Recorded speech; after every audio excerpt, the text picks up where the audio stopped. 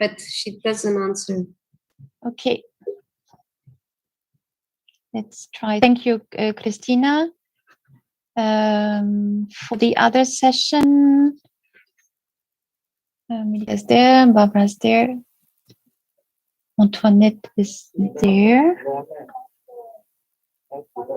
Okay, we're missing one.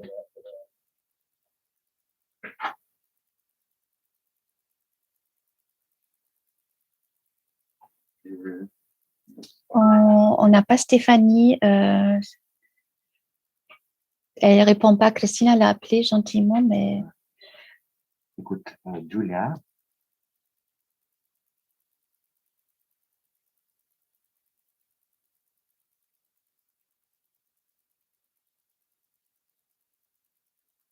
Bon, si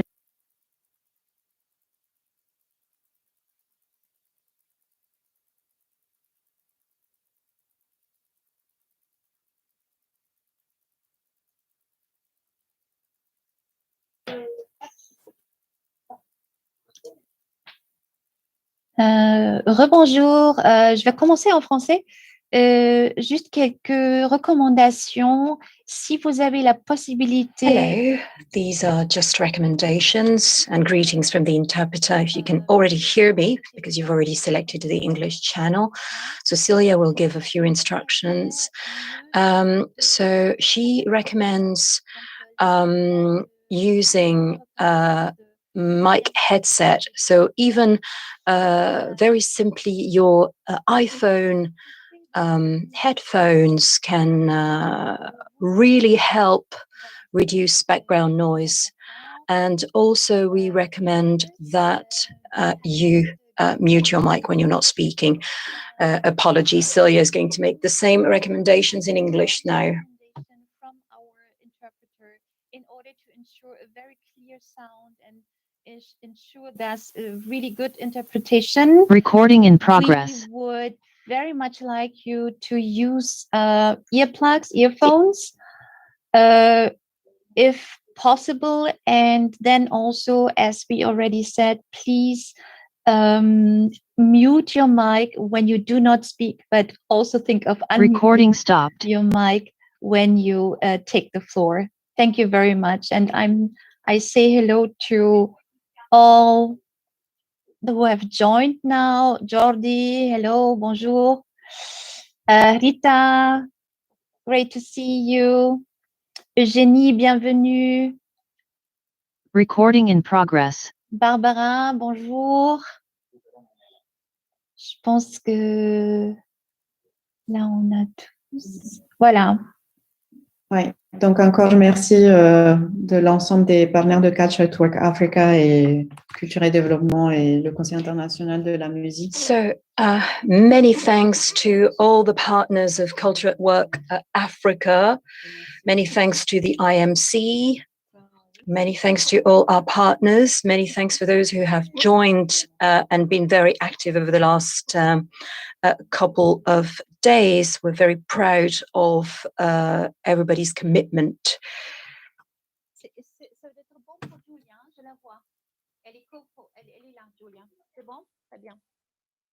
Vous savez tous que vous avez en haut, peut-être Cilia, ça peut aider tous, vous avez en haut une icône qui vous propose des différentes modalités d'affichage, donc vous pouvez afficher pour voir tous les intervenants. So, just a reminder that you can use the gallery view at the top of the screen. You have a little icon, gallery view, that makes it possible for you to see more participants if you want. And we'll need you all to have your cameras on to take a picture.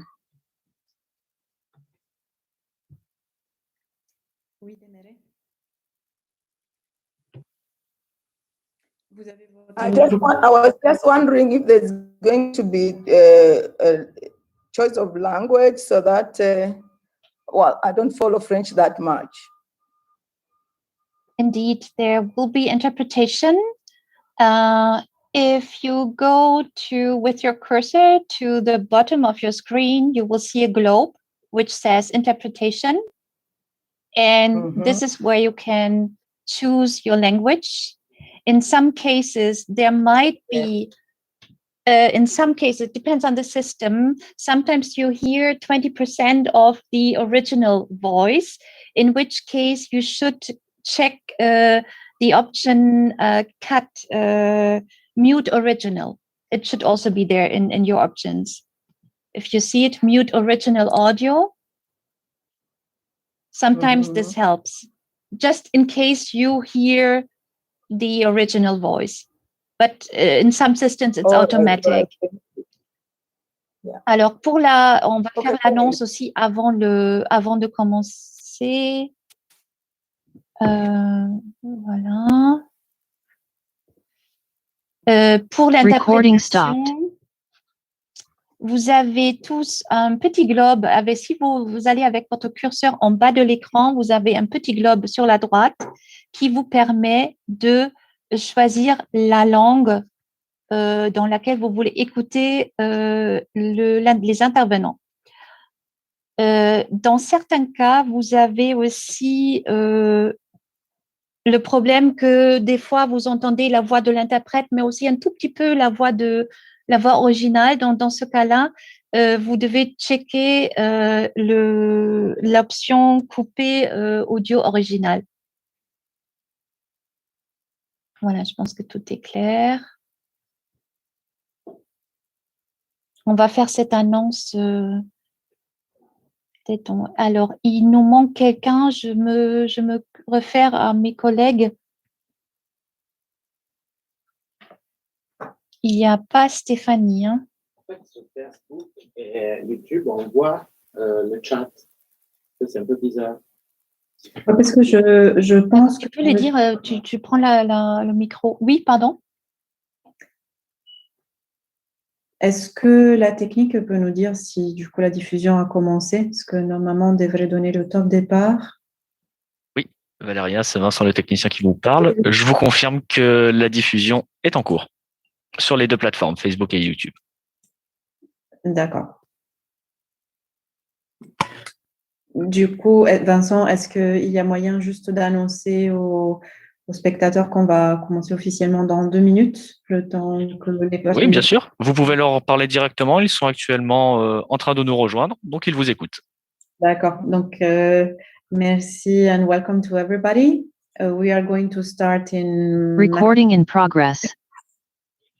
So, just let us check the final technical need for a good webinar. Thank you very much.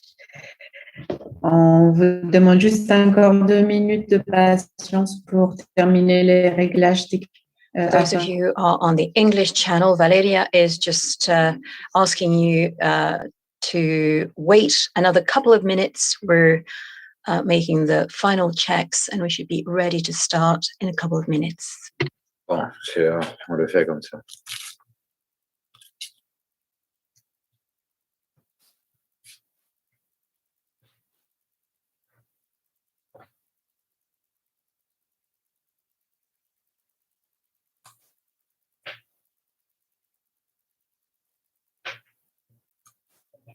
Oui, tu peux faire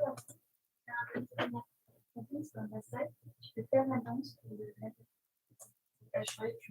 non, ça c'était pour le panéliste. D'accord, ok. Maintenant, c'est pour...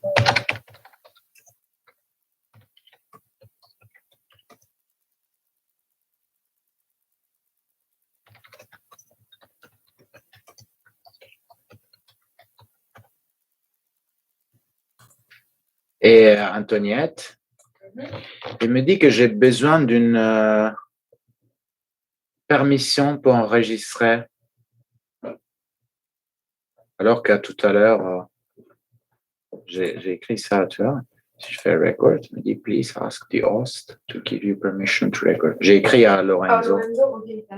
On t'entend, David. Je vous en prie. N'oubliez pas à tous les participants et panélistes, si vous souhaitez communiquer avec la technique à tout moment discrètement, n'hésitez pas à me parler à travers le chat.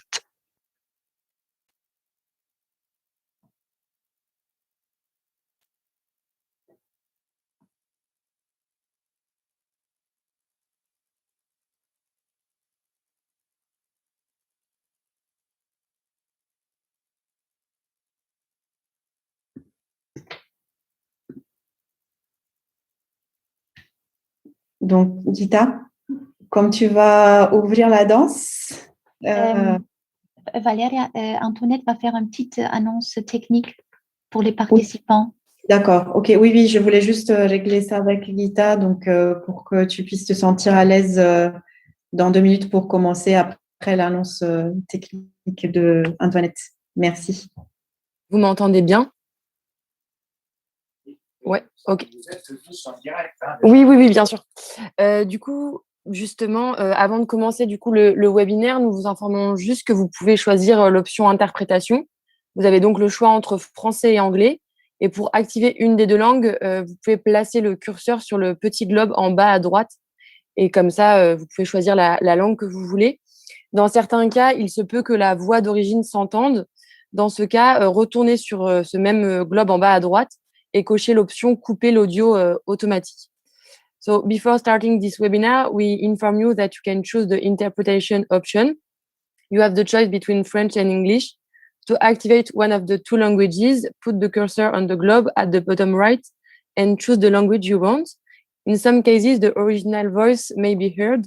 In this case, return to the globe at the bottom right and check the option Mute Automatic Audio. Thank you.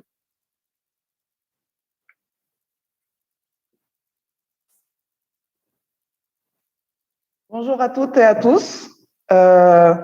Au nom de... Morning, everybody.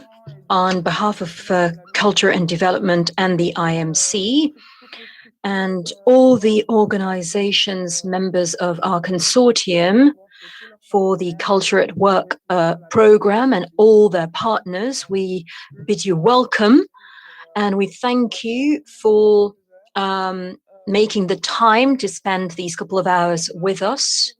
We are very happy to be holding this second webinar to insist on the role of women in creation, in intercultural dialogue. And we are very happy to get this chance to highlight the outcomes of a program that has made it possible for us to support many projects, some of them very small in scale, but high in impact, and will get feedback on 3 projects in Tanzania, the DRC, and Cameroon. We'll hear this feedback from 3 women that have been instrumental in Culture at Work. They will speak as women and as representatives of that project to foster intercultural dialogue. We'll also hear the voice of researchers and policymakers. Through a different lens, we'll look at this program again. And without further ado, I'm going to give the floor to my colleagues. And I thank you once again for joining us and for the interest you showed for our program. Enjoy the webinar. Valeria, ton micro est coupé. Merci beaucoup. Oui, pardon, petit. Valeria, your mic was muted. Yes, apologies for that. Many thanks, Gita, and many thanks for what you represent yourself. For those of us who know your work, who are familiar with your work, which I think most panelists are, I'll try very briefly in 2 languages, so as to have equality in my presentation. So we wanted to give an introduction on behalf of all partners of work creation of Culture at Work Africa. In 2018, that's when this program was launched.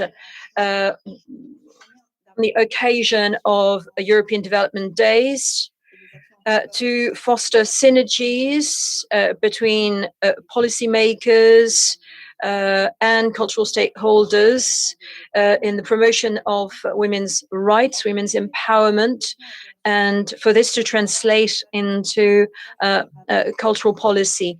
Up until then, we noticed that there was a lot of work being carried out in silos. With the new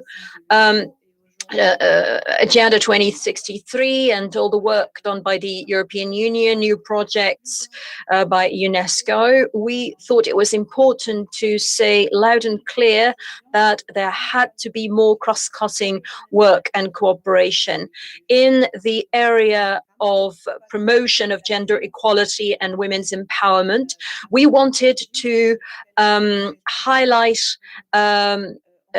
the cultural sector, the arts sector, so and give examples of how we can foster policies and practices so as to make it possible for women to enjoy fully their cultural rights. And we are going to tackle also gender equality in the cultural sector. Most of our organizations think there's a lot to gain in fostering more synergies in support policies for gender equality and in cultural policies. Indeed, and I will shift to English, says the speaker. Understanding of culture, which involves asserting the ability of cultural values, form, and expression to evolve and recognize the diversity of ways of life that have existed across the world and history. We stand with an understanding of culture that helps to expand freedom and liberties, builds trust between people, promote peace, and enable everyone to exercise all human rights. The role of women is essential in the intergenerational transmission and the renewal of many forms of intangible cultural heritage in local context, as well as in the promotion of cultural diversity and the diversity of cultural expression. Representing over 50% of the population, women are often the advocate for peace building and the protection of tangible heritage, the innovators in business and entrepreneurship, and in the social glue that bind us together. Therefore, you will find, and I'm happy to transmit now the floor to my colleague Celia Fleischer from the National Music Council, the support through projects in Culture at Work Africa to show how those values and those principles can be implemented concretely through project support and projects dynamic. Celia, over to you. Thank you very much, Valeria. I would like to indeed follow up on to explain a bit how the philosophy of the call to action from 2018 finds itself reflected in our project Culture at Work Africa. First and foremost, Culture at Work Africa highlights the values of cultural diversity and social inclusion of all members of society. The motto of leaving no one behind needs to become a reality in all continents, countries, regions, cities, and places around the world. This motto requires that public policies devote special attention to those that are more vulnerable, to those that require public services and are more in need of help in the communities and by the communities. An important aspect of our project Culture at Work Africa was empowerment. We strongly believe that empowering people might be the best way to leave no one behind and no place behind. Providing the power to minorities, marginalized communities, and vulnerable groups, including women, youth, and local communities, to choose the lives they wish to live. Renowned practitioners affirm that development is, in fact, this process of empowerment, of widening freedoms and being able to freely decide upon our lives and fully exercise our human rights. In this sense, the enhancement of cultural capabilities of communities and the most vulnerable groups of society is a key factor for an inclusive and sustainable socioeconomic development. The Sustainable Development Goals have devoted a single goal to achieve gender equality and empower all women and girls, and the African Union's 2063 Vision Agenda devotes a full aspiration to the issue, an Africa whose development is people-driven, relying on the potential offered by African people, especially its women and youth, and caring for children. Culture is an important means for establishing new social spaces and for developing new collective meanings and improve a city's or region's security and image. It can also contribute to conflict resolution, the strengthening of social fabric, and greater resilience in groups and communities. It is just impossible to widen the freedoms when there's any kind of cultural violence against the more vulnerable. The program Culture at Work Africa has supported several projects that have had critical thinking and empowerment as axis of their work. While the first of the 3 final conferences of Culture at Work Africa which took place a couple of weeks ago in Abidjan, highlighted a selection of projects that put youth and youth empowerment in the center of their action, today's conference will focus on the role of women. We are very happy to have today with us representatives of 3 projects aiming to empower women, and without further ado, I would like to give the floor to Christina Boss from InterArts Foundation, who has been our project manager for the consortium of the project Culture at Work Africa. Thank you very much. Christina, the floor is yours. Good morning. Thank you, Celia, and thanks to all who are here today with us for this second event of the cycle of closing conference of Culture at Work Africa project.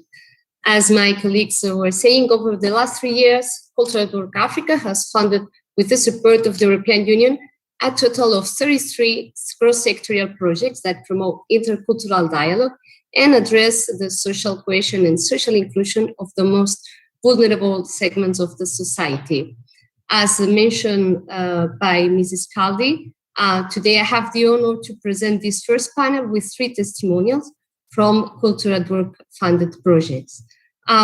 These projects we are about to hear from have put the focus on women, visualizing their role in history in today's society, and have all aimed at empowering them as drivers of cultural and creative sectors. It is, however, important to mention that these 3 projects are not the only projects with a strong gender dimension. I could talk also about Femme Art or Women Through the Lens, which are also examples of the experience that have provided women with the opportunity to express themselves through theater and photography.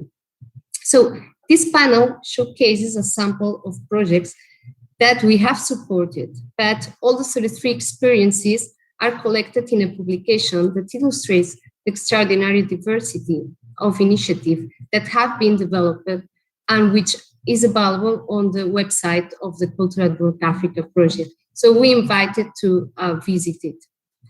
As I was saying, today we have with us 3 wonderful women who will share with us their experiences. We will have a first round of short presentations and questions and answers. If you have any question for our panelists, you can write them in the Zoom chat on the bottom part. The first speaker is Demere Kitunga, Director of E&D Leadership and Development Agency Soma in Tanzania. And she has led the project Uliza Waenga Dada, which means Converse with Ancestor Sister. This project has been carried out in collaboration with Bookstop Sana. Good morning, Demere. It's a pleasure to have you here with us and to listen to you. The floor is yours for your presentation. Good morning, Christina. Good morning, everybody. I would like to share just quickly, how should I do this? Yes. Can you see my screen? Not yet. Not yet.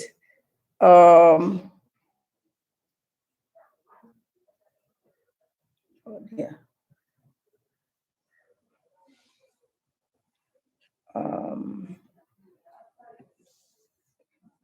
Dorothy. Demere, can you hear me? Just 1 minute, and just 1 minute. Yes, there I am. Demere, I'm gonna help you out with the share of screen. It's very simple. You just need to click on the green tab at the bottom center of your Zoom interface, share screen, and then you just need to select the application you want to share with us. Yes. My. Sioni screen yangu. Yes. Are you seeing it now? Have I shared? No, apparently the screen is not shared at the moment. Okay. Let me just start it all over again. And anza hiyo kabisa. Alafu ni share, tuna share. No, hawaioni.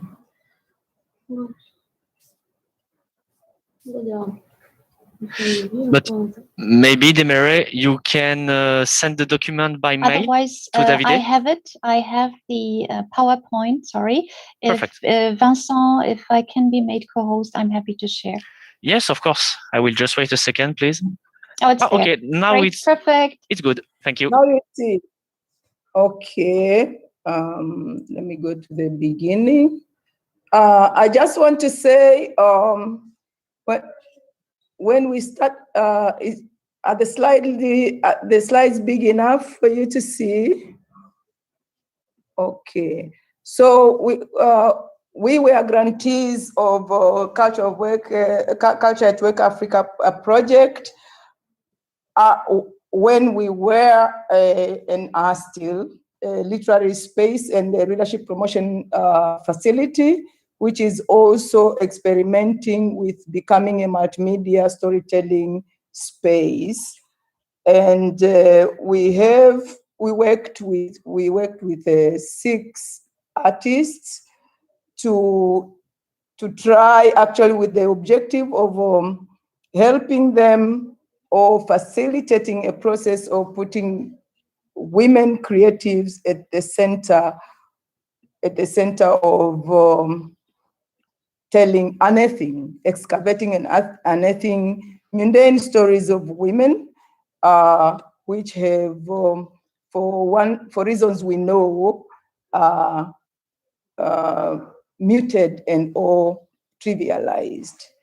And we did select through an open call, and selected women who would commit time and interest in seeing the project through together with us. And we finally selected 6 young women who are using different media in their practice, and who were interested in following this process together with us.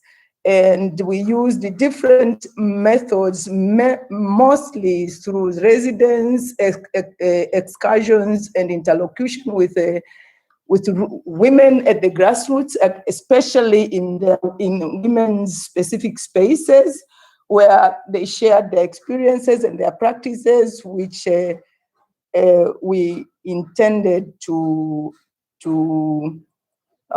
project, put a focus on, and learn to value them, and as well as they did.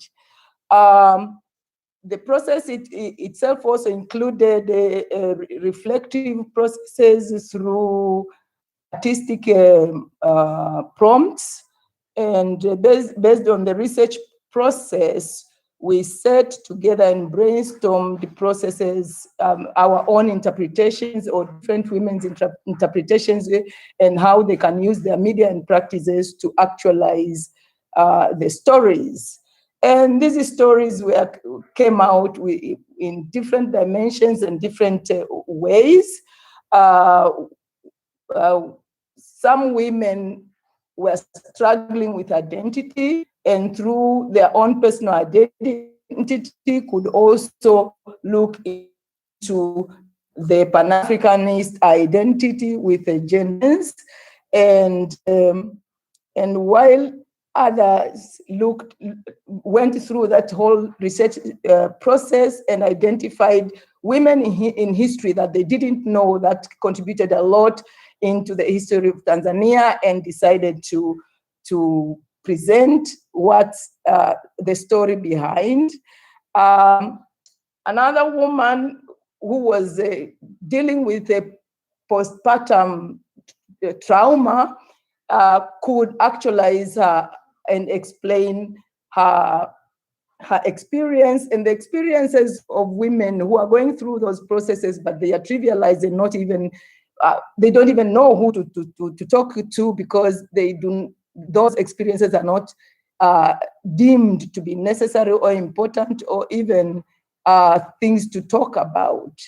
And finally, there was also an exploration of media. Like one young woman who uses textile as a form of expression explored the history of mending or cloth making as a form of storytelling. And in that conglomeration of their work, they were able to come together, collaborate, and borrow from each other to tell one story in different perspectives, but also to tell one story in more than one media, and each one expanding their margins in how to tell a story and to connect their own personal experiences and the experiences of the women they interlocuted with, and the whole global context of the muting of women's stories. And despite the interruption of the coronavirus, we were able to have them, at least 4 out of 6, exhibit their works in progress, which was, to our eyes, very outstanding. And even though we didn't have as much audience as we had originally planned, but this contributes to an online archive we are building. But it is not only that, it connects with the many other projects that we want to work on in this area. And from there, progressively, we started with consulting the ancestors and interrogated spaces, which is like the women's spaces, which we are embodied in the name Uwani, or backyard, as both a space which was confined to women through patriarchy, and therefore it's also patriarchal, but at the same time, women have used it to also interrogate and push their margins within patriarchy. And therefore, to us, the project led to us interrogating knowledge, the politics of knowledge and space. And therefore, our exhibition was called From the Backyard. And from it, we also introduced a new one, which is only interrogating women's spaces as spaces of knowledge, which is continuing. So the project didn't end there. It just contributed to our further exploration of the same topic, and of putting women, especially women artists, at the center of excavating women's history. I think I should end there.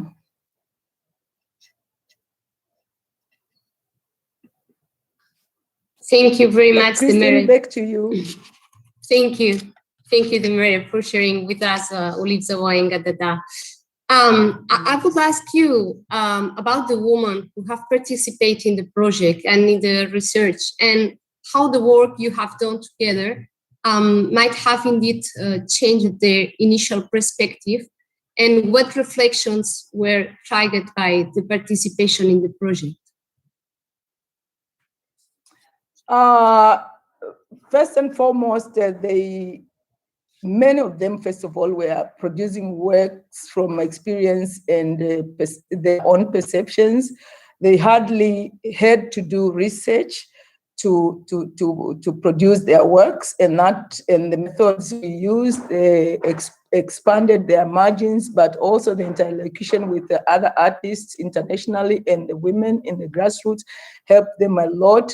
But particularly being intentional about producing feminist work. I mean, you can't be a woman and producing work from your own experience and your women's eye, but including the internalized patriarchy. But in this particular case, they were able to intentionally produce feminist work and learn. Some of them had never been in the very basic women's spaces and talked to women without as much education as they had. And that to them was also a moment of truth, learning that there's a lot they need to learn from people who are not their class and who don't have their exposure. Thank you. And one last question, because you have been telling us about the exhibition. And actually, I really like the post you published to present the exhibition from the backyard of Kutoka Wani in Swahili, and that actually you created for the closing of the project. And on this post, you were explaining that the exhibition is also about the value of sharing life experiences between generations and the art of transmission of stories, name, gifts, and so on. So, can you tell us a little bit more about this? Yes, we have been exploring feminist methodologies of telling the women's story, because as you are all witnesses, the world is full of stories and all knowledge and information, and most of it is done through the eyes, which are not ordinary women's eyes. And because of that, when you do research and want to unearth their stories, methodologies for actually excavating those stories is not always archival, because in the archives we'll not see much of it, or whatever you see, we'll see in the eyes of the other voyeurs, not the women themselves, external eyes projecting onto them, and they are them interpreting the world and their own identity from someone else's definition.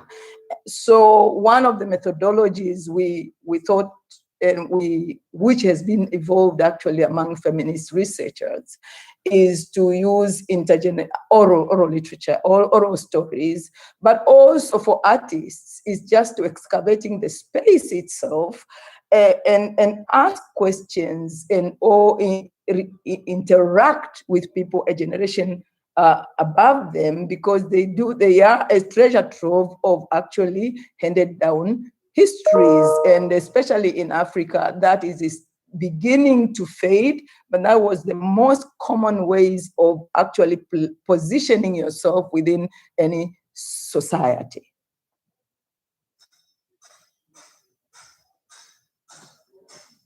Thank you, Demere, thanks a lot.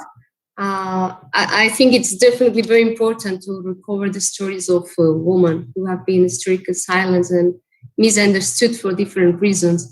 And actually, it's very beautiful to see how the process of recovery and preservation of these stories have been made visible through the work of the contemporary female creative writers and visual artists. So thank you very much for sharing the overview of your project, and congratulations.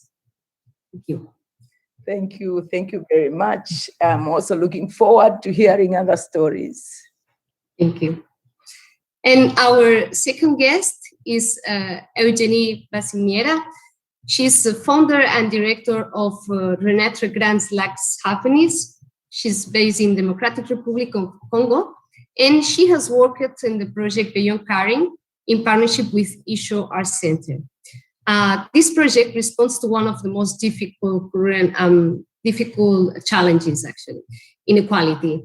So the project has given voice to the Rwandan and Congolese domestic workers, the most undervalued and acknowledged workforce in Africa.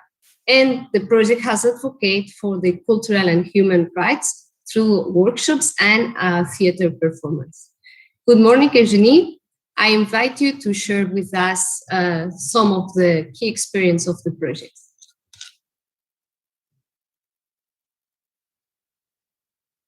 Bonjour. Yes, hello. I'm going to speak French. We initiated the project Beyond Caring, in French, Pourquoi pas moi, in Swahili, Hujali. This project was a cultural cooperation project with a local organization in Kigali. We wanted to advocate for women that are servants in families. So what was very important in the way we initiated the project is that most servants in families, most people in service were women. And we wanted to give them a voice. We initiated interviews with these women. And to do that, we had to work with local authorities so that they could actually do it without it being too difficult for them. So we knocked on every door and we were able to collect interviews, 50 interviews of women and men. And on that basis, we put together their personal histories. And on the basis of these stories, we wrote a play, a theater play. This play had one goal, which was to raise awareness in the population about mistreatment of and abuse of these people who are servants and domestic servants, and what their working conditions are. But we had first the Ebola pandemic, then we had COVID, the COVID pandemic, but we did not give in. We were strongly supported by local authorities and by the defense and the judiciary. So we tried to put on that theater play, but unfortunately we could not have these productions shown in people's private houses. So we had only a very few productions, but this is what our project advocates for.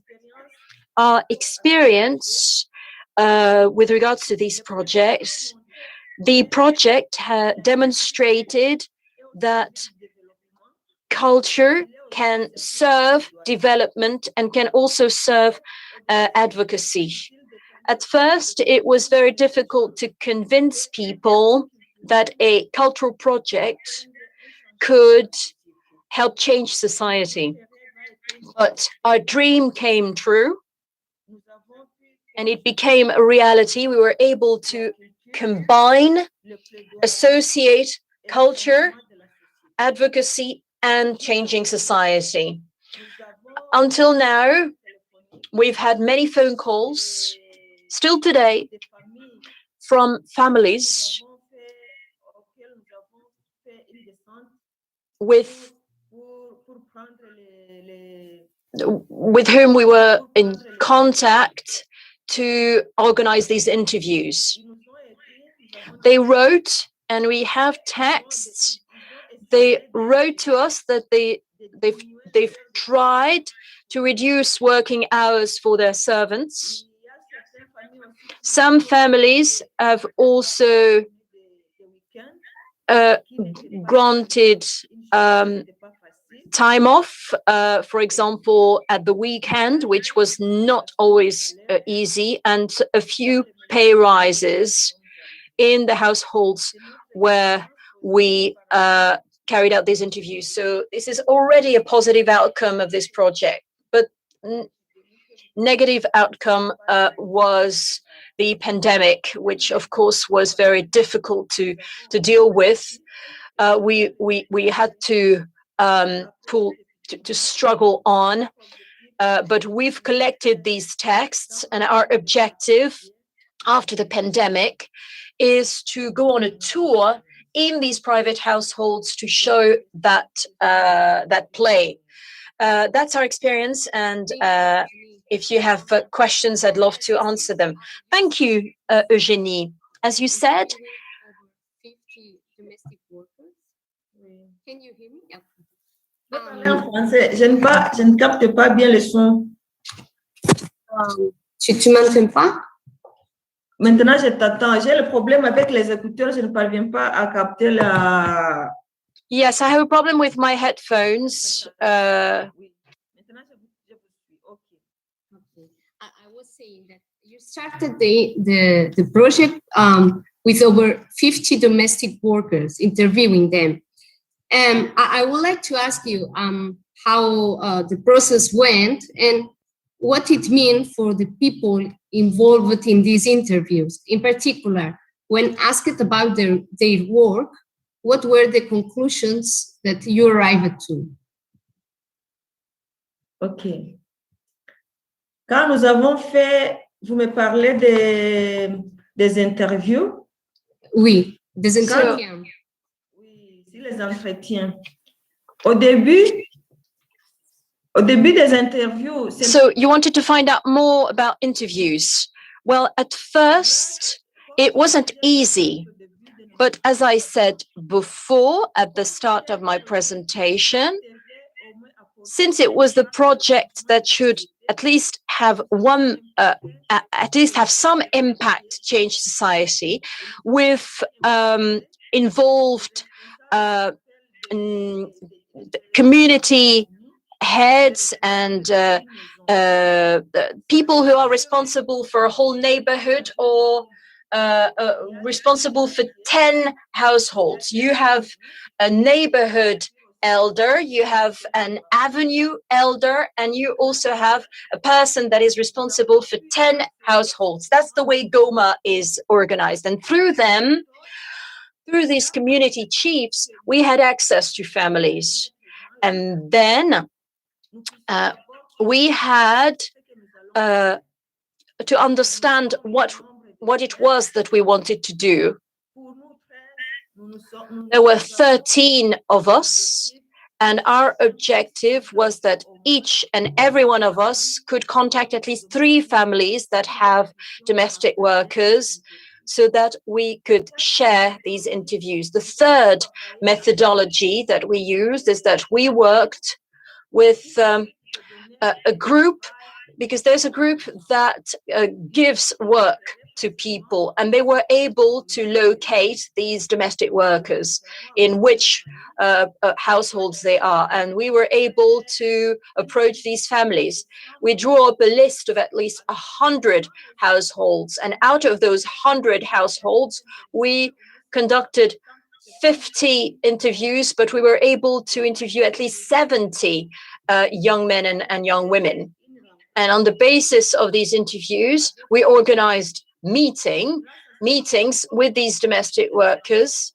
And it's during these meetings that we were able to discuss with members of our teams about all the medical and social aspects. So we interviewed also their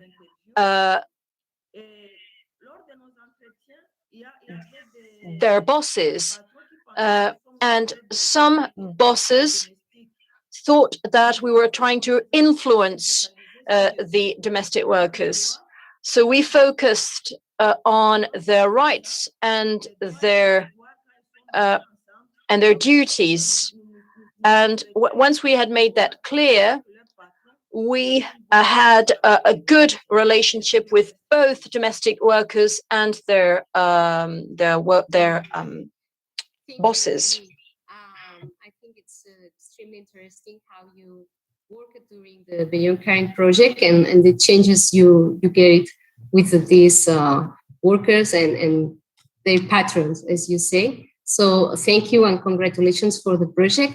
The consortium is aware of the efforts that you and your team had to make to carry out the project, because as you mentioned, in addition to the COVID, the working group of Democratic Republic of Congo had to face the new Ebola outbreak. And so working in these conditions was extremely complicated, we know, and we thank you very much for your commitment. Thank you very much. Thank you. I also remind to the people who is listening this conference that you can make questions to our panelists through the chat on Zoom, but also through the comments on Facebook and in the YouTube channel. And before going to the questions, I would like to present our third speaker, which is Stéphanie Dogmo. She's director of the Association Camerounaise du Cinéma Numérique Ambulant and coordinator of the Digital Ambulant Cinema in Africa for Benin, Niger, Mali, Burkina Faso, Senegal, Togo, Cameroon, and Chad. She is the leader of the project Ciné dével pour le dialogue interculturel et la cohésion sociale in partnership with the Cameroon Humanitarian Organization Initiative and Cameroon Art Critics. Stéphanie is also a journalist and film critic, and she has written the book Aujourd'hui je suis morte. I have the book here. So, hello, Stéphanie. I'm very happy to have you here with us today at the conference. Can you please tell us a little bit more about the process of creation and the activities you have carried out? Hello, Christina, and hello, everyone. I'm sorry, but I'm going to speak in French because I'm more comfortable in French.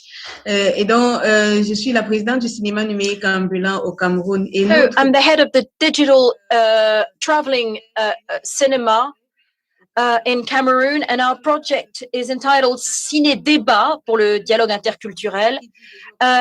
And we also integrate the English-speaking community. We have to think of that English-speaking community that has a lot of displaced people in Cameroon and elsewhere. They are marginalized. They are refugees, and that has really informed and shaped our project. There is this crisis with the English-speaking minority. So we worked a lot with the two regions that have the majority of the English-speaking population. And we also went to the regions where these people who are forced to leave their community and their homes have found refuge. And we were able to initiate dialogue and initiate a forum for these displaced people and these refugees, trying to find a way for these displaced populations to be better integrated. And what we actually do is that we screen films that are all about peace. We've bought the rights of these films, so we screen these films, and then we organize open-air discussions so that the population can express themselves about this crisis. We haven't heard their voice beforehand. It's only politicians that are given a voice. We wanted to give a voice to the man in the street and to the populations that are most affected, so that they can say what is their experience of the crisis. And the objective is to give fuel for thought. So initiate a reflection about what this crisis really is, how reconciliation could be engineered. This crisis has caused a lot of tribalism, and as we were working on this project, we had to really tackle the issue of tribalism that has been actually fostered by the last presidential elections. We also organized activities in schools because we wanted to reach out to the youth, the young audience. We're interested in that audience. They are young enough to be informed and educated in accepting others. So we organized screenings in schools, and we organized fora for discussion with young students around this English-speaking crisis. And we've realized how much it affects children. And in many schools, we found displaced people who shared their experience with tears in their eyes, the trauma, and we saw how traumatized they were. Those populations that had never actually been able to share their experience. Those were very emotional, very powerful moments. In these schools, we organized cine clubs, so cinema associations, because cinema is meant for entertainment, that's true, but it can also be a means for education because it creates a place, a space where young people can, after watching a film, discuss it together, and they can discuss it amongst themselves. And this is that kind of forum that we wanted to set up, and it's been successful. I want to say it here. We also got feedback from many people who've benefited from the project, and amongst them our target, the target population of young people. So we're currently working into keeping up that work. Thank you, Stephanie. Yes, definitely part of the success of this project is how you address the problem, yeah, and how you did through cinema, moving away from the mainstream approaches. So, yeah, congratulations for the commitment and engagement of the beneficiaries. In addition to addressing the problems of the Anglophone crisis, you also show films on other themes related to peace, such as citizenship, patriotism, violence in the school, and even violence against women. And you had the collaboration of many women's associations who hosted the screenings to talk about gender-based violence. Could you please explain a little bit about it? Oui, autour du projet, le projet donc. Yes, the project was mostly dedicated to the Anglophone crisis and the questions of citizenship and patriotism. It's about how we can live together. Cameroon, it's over 250 languages, so but most of them have to live using two languages, French and English. But besides this question of language, there were many other issues.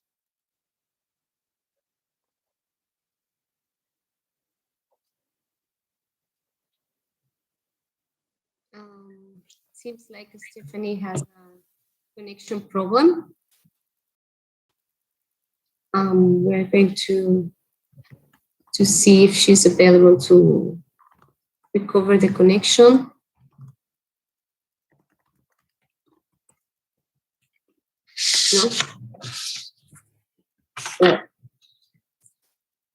No? Okay, so while we wait for Stephanie, let's see if there's any questions for our panelists.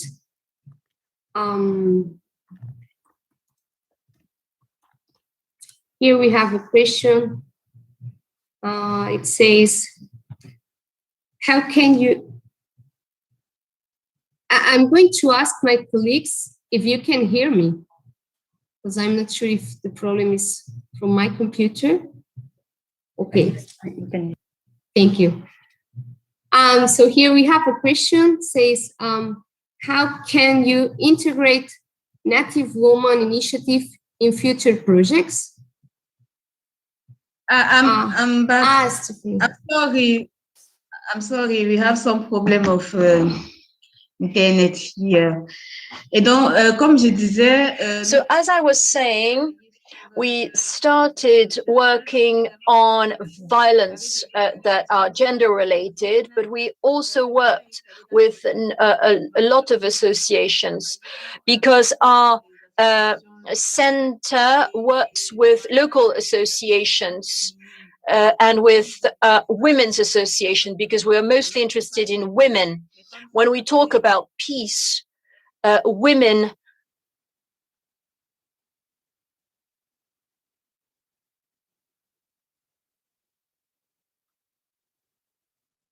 apologies from the interpreter. As you can see, the connection is very on and off. Stephanie, we can't hear you. Sorry.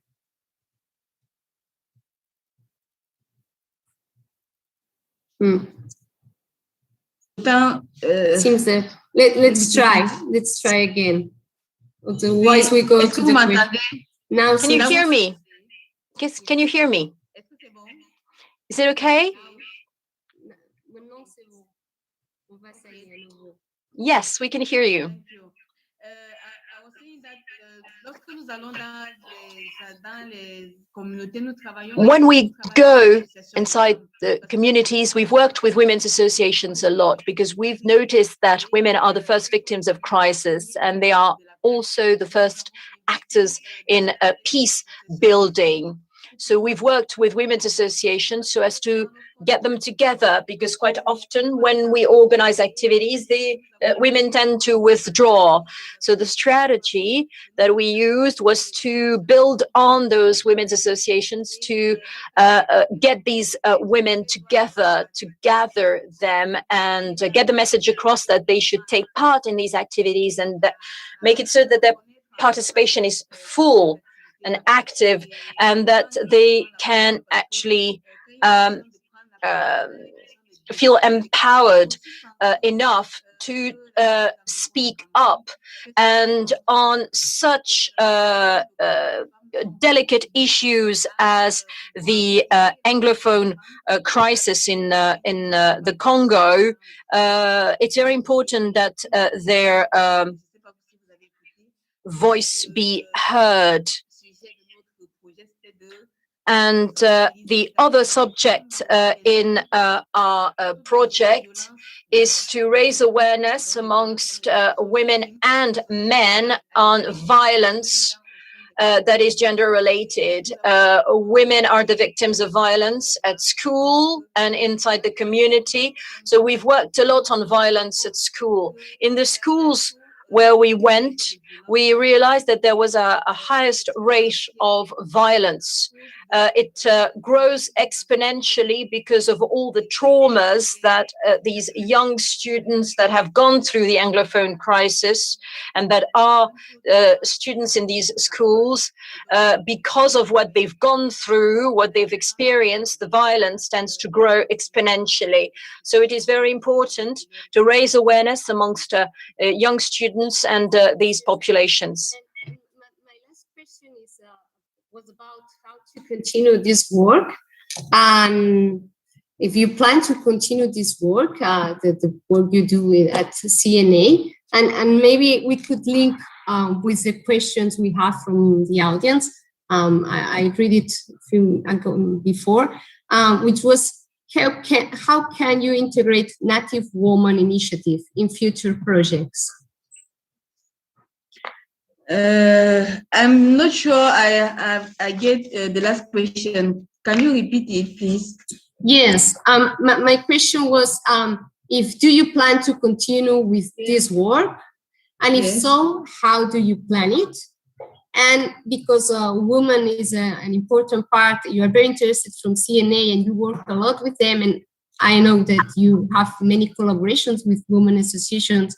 across the country. So maybe we can include also this part of this other question on how could you integrate Native Woman Initiative in your future projects, or if you plan to do it? Thank you for the questions. D'abord, nous voulons continuer le projet. Nous avons même. Well, thank you very much for this question. Well, first we want to continue with the project, and we've actually we've applied for and we made several bids in several calls for projects. So we want to keep it up. And we've worked in several regions that are affected by the Anglophone crisis, but we want also to work in other regions, because in the north of the country, there's Boko Haram attacks that wreak havoc and that create a lot of tensions in the communities, because these communities that see a lot of displaced persons come to their community, that creates tension, because these displaced people come in large numbers.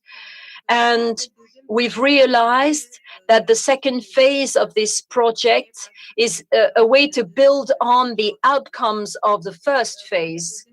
And for the second phase in our project, we want to build on community radios, because in crisis areas that are most affected by this, by the issues that we tackle in the project, it's very difficult to organize the activities, to have a screen, and to be able to screen films. In schools, it's impossible to work in these areas, because ever since last year, there have been many attacks that have actually caused 500 deaths at least. So because of all these attacks that have taken place in these schools, it is impossible to access these schools for any kind of outreach work.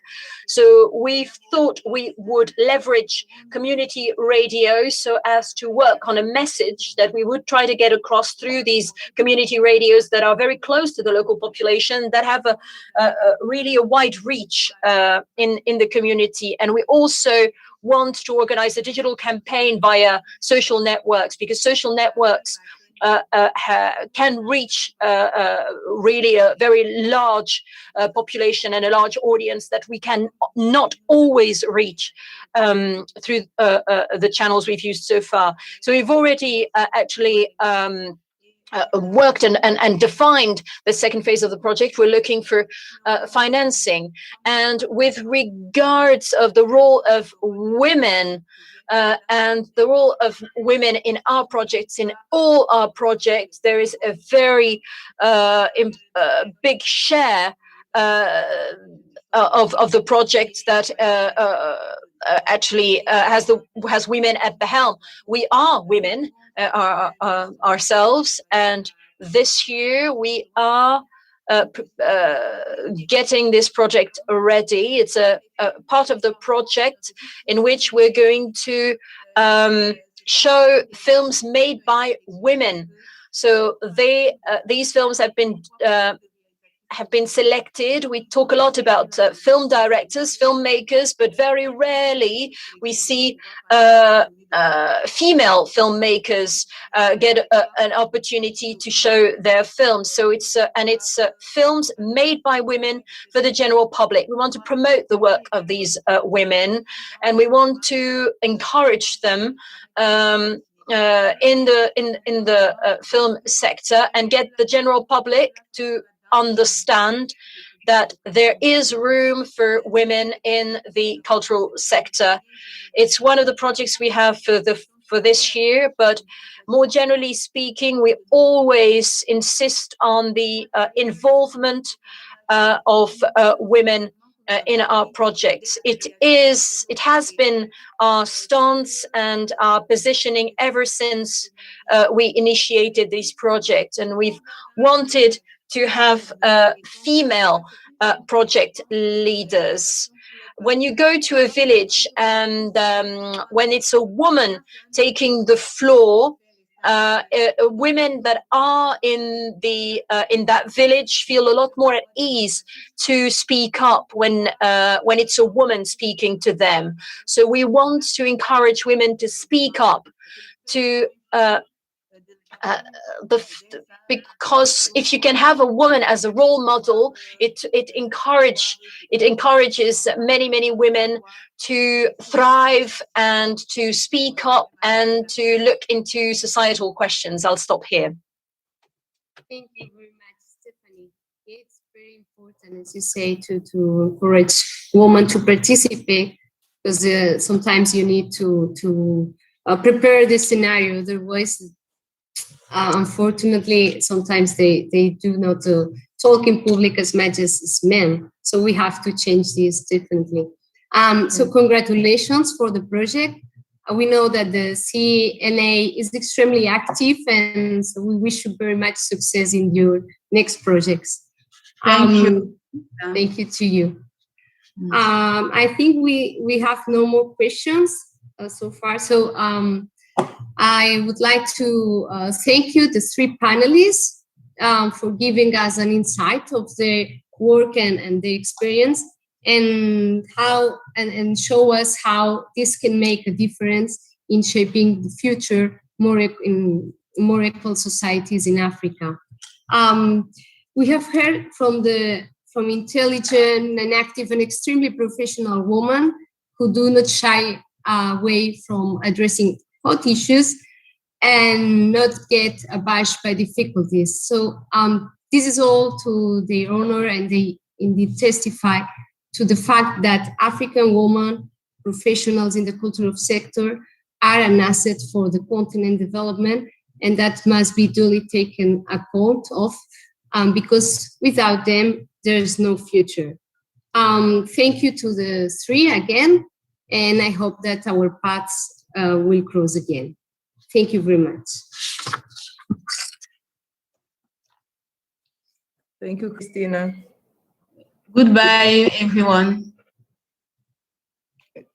Goodbye.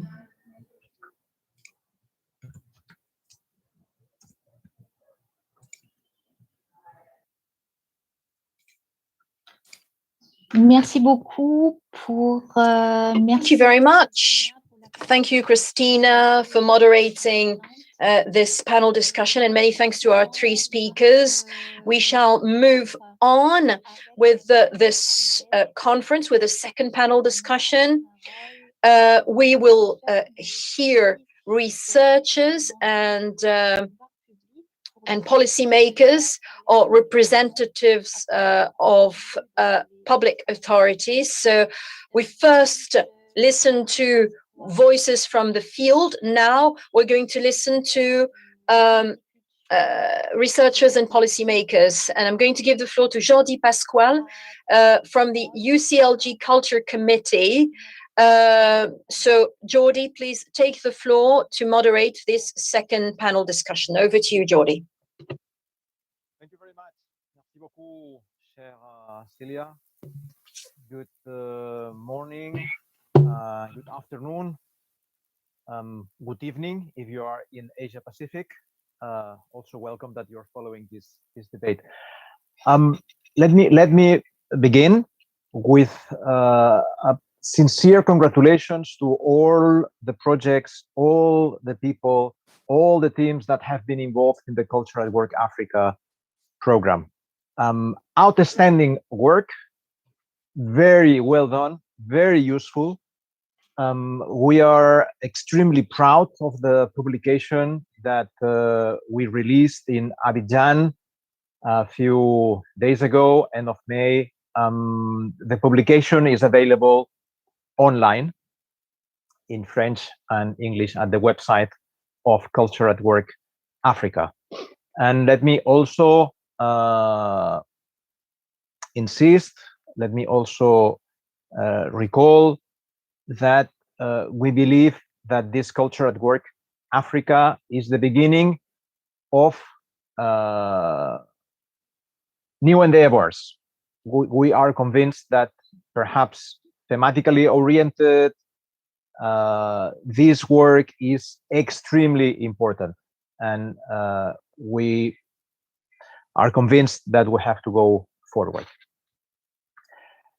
The topic of this roundtable is this panel, the perspective of researchers and policymakers, of course, under the topic Women and Creation in Africa. We have listened to 3 projects of Cultural Work Africa. We are now going to listen to, as Celia said, institutions, academics. And let me also say that we in the UCLG Culture Committee, we are convinced, fully committed to further develop the relation between cultural policies and gender. We are fully convinced that this topic needs more exploration. Therefore, this panel is perfect for this exploration. And we are convinced that this is going to become an unavoidable dimension in the next generation of cultural policies. We are writing a report on this. We are writing a report with the support of the former Special Rapporteur on Cultural Rights, Ms. Farida Shahid. We are aware that UNESCO is also placing efforts in this relation, culture and gender, and surely Melika will be able to tell us more about this issue in her presentation. Our first speaker is Barbara Key, the Director of Gender of the UEMOA, the Economic and Monetary Union of West Africa, Union Économique et Monétaire de l'Ouest Africaine.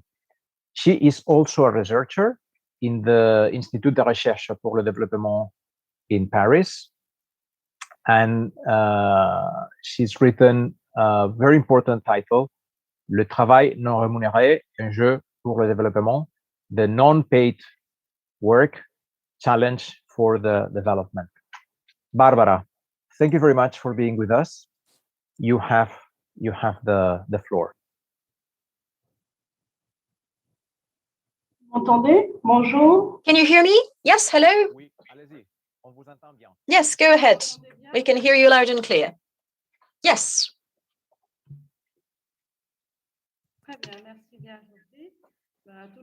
Thank you very much, Jordi. Well, it's my pleasure. I want to thank you and the whole team for organizing this webinar and for giving me an opportunity to take part in this reflection by sharing my experience from the UEMOA, so the Monetary and Economic Union for West African countries, brings together 8 countries. Just wanted to specify, it's Benin, Burkina Faso, Guinea-Bissau, Côte d'Ivoire, Mali, Niger, Senegal, and Togo.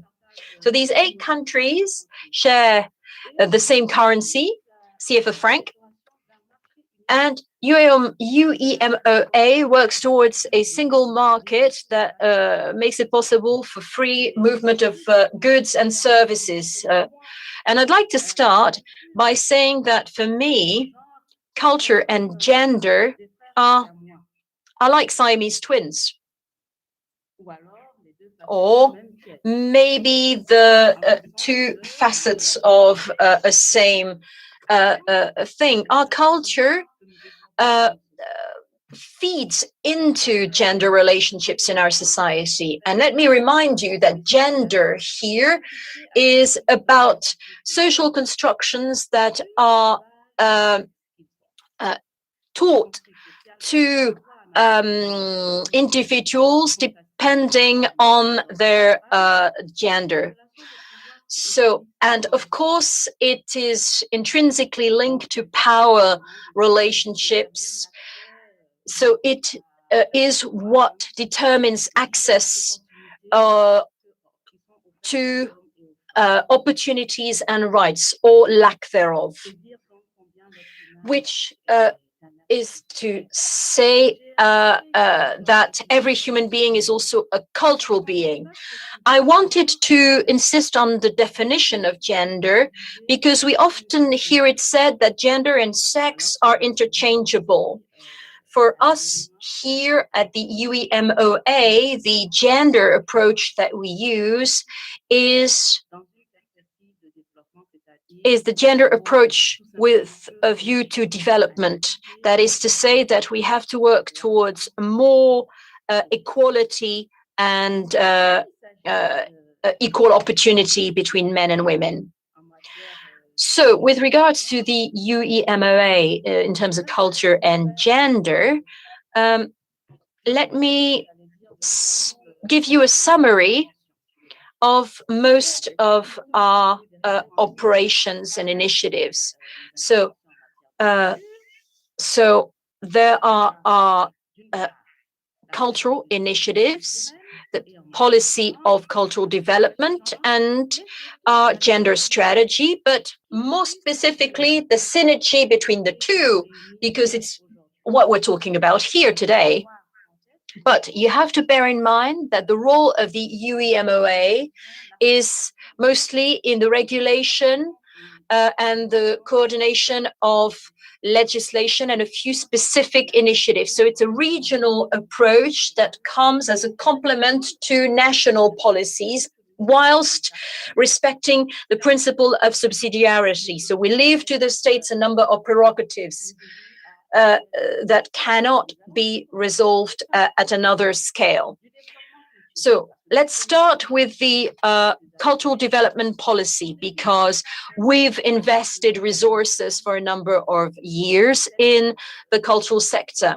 This policy has existed since 2013, and there's a document, a program, sort of white paper, the aim of which is to realize the potential of the cultural sector as a source of wealth creation.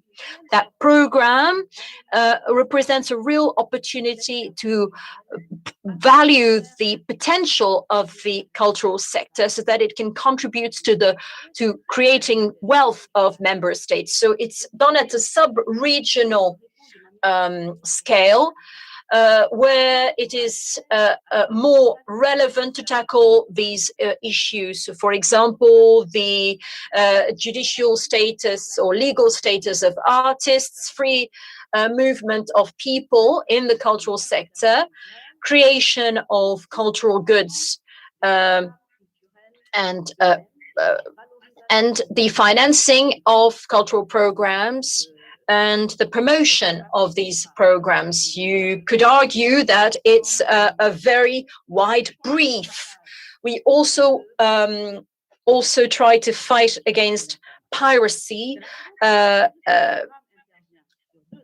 is why our program is divided into two strands or pillars. The first tackles the attractiveness of, so enhancing the attractiveness of the sector.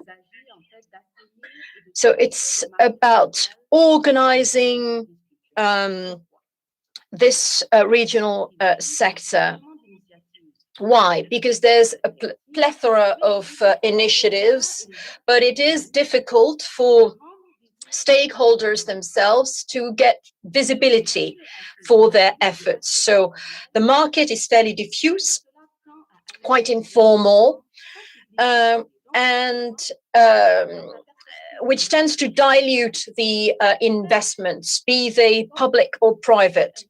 So if we can come up with a common framework and common standards. So I'm not going to be able to go into the details of all our initiatives, but you should know that inside that strand, that focus, I can tell you about a few key initiatives. But first, I'll introduce the second focus. It's to enhance visibility of cultural expressions. So the objective is to make cultural information available to stakeholders and also to the general public. So through setting up a regional information system on culture and by supporting and promoting cultural expressions. But practically speaking, what is it that we do? Well, at this sub-regional scale, we support men and women that are active in the sector as part of large cultural manifestations, the Contemporary Art Biennale in Dakar, the Theatre Festival in Benin. So it's a set of initiatives that are rather on a one-off model. And this was our modus operandi for a while until we've given some thought to more structuring work through financing of the cultural industry. We've talked a lot about lack of funding in the cultural sector and lack of access to financing for women in particular.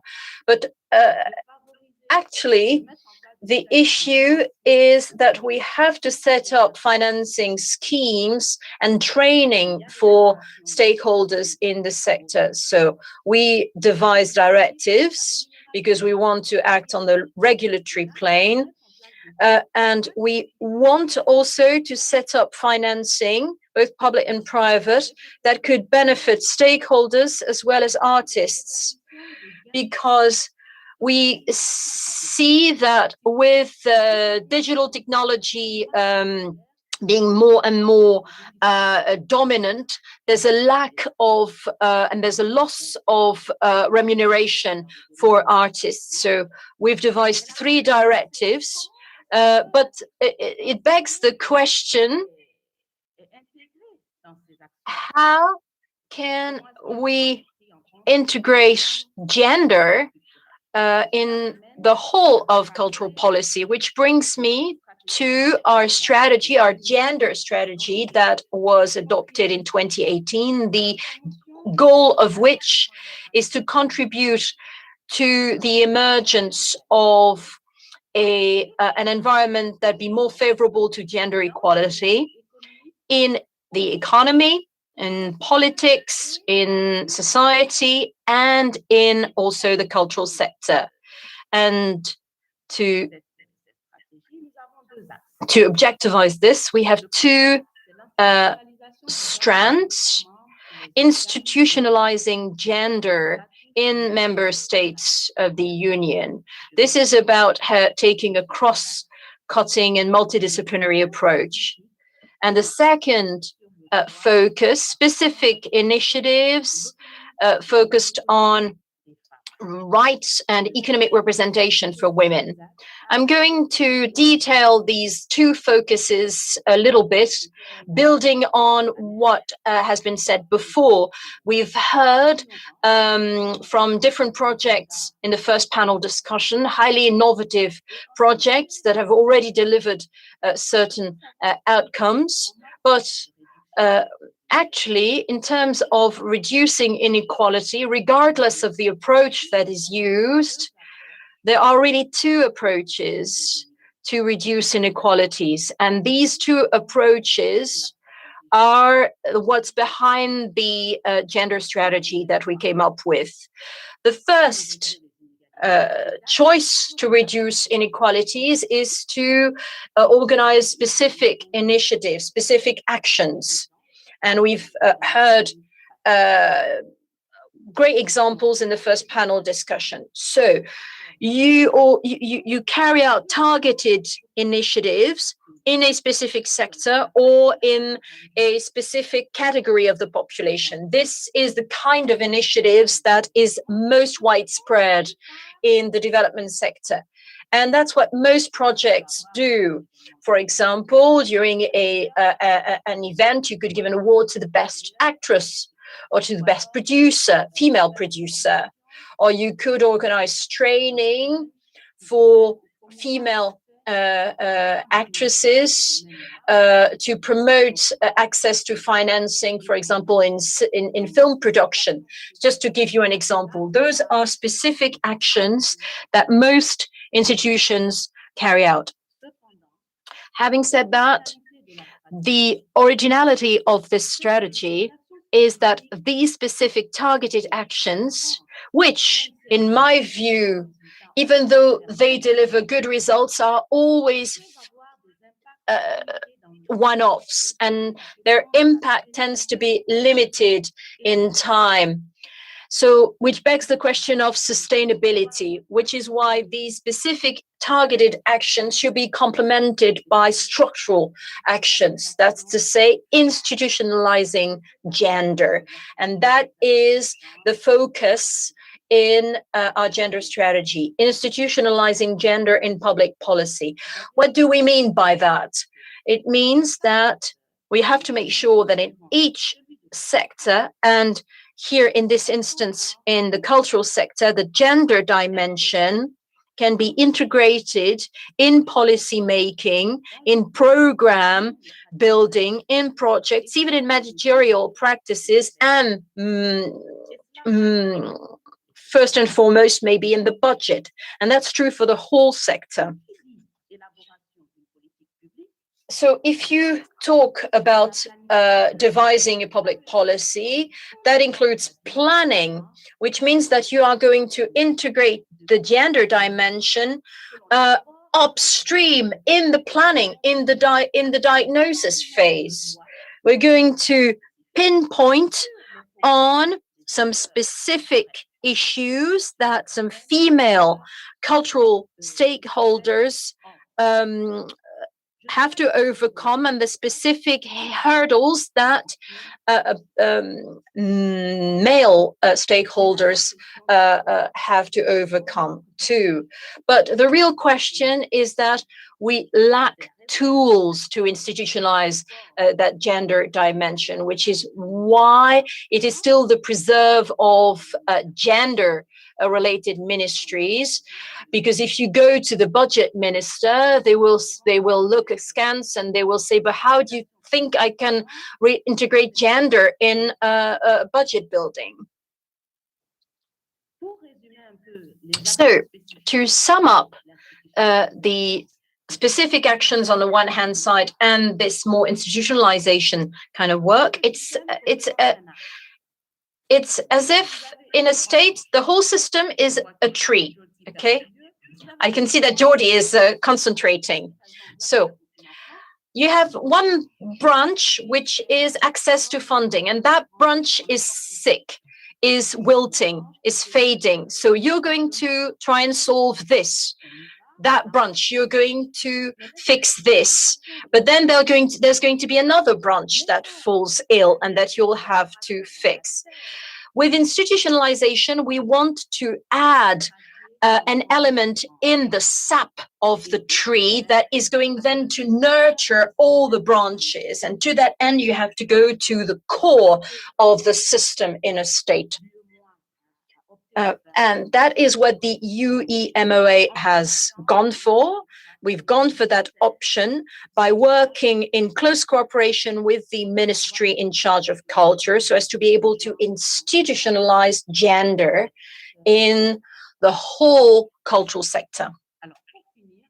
And you have 1 minute left. So since I mentioned planning, I want to say a word about how important it is to have disaggregated data. So gender disaggregated data. We absolutely need that data. And not only in our sector, also in other sectors. Why? Because we need to be able to quantify if we want to plan.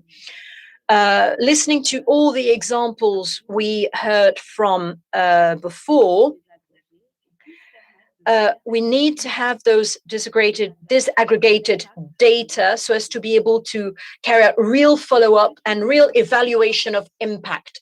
And what limitates, in my view, the initiative of a number of donors is that the majority of them stay in on specific actions, targeted actions, whereas real change is driven by institutionalization of gender.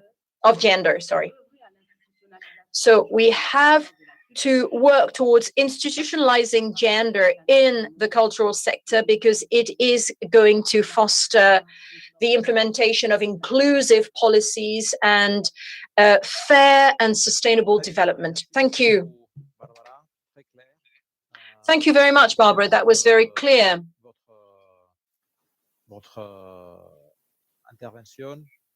Your presentation was really excellent. There'll be questions, I'm sure. And questions now and in the future. I loved your explanations. I loved your preamble as well on the close relationship between culture and gender, and between culture and power, the importance of access to rights. So well done. Our next panelist is Melika Caucino Medici. She's a specialist in programs for promotion of diversity of cultural expressions. She is the focal point for gender at the DCE unit at UNESCO.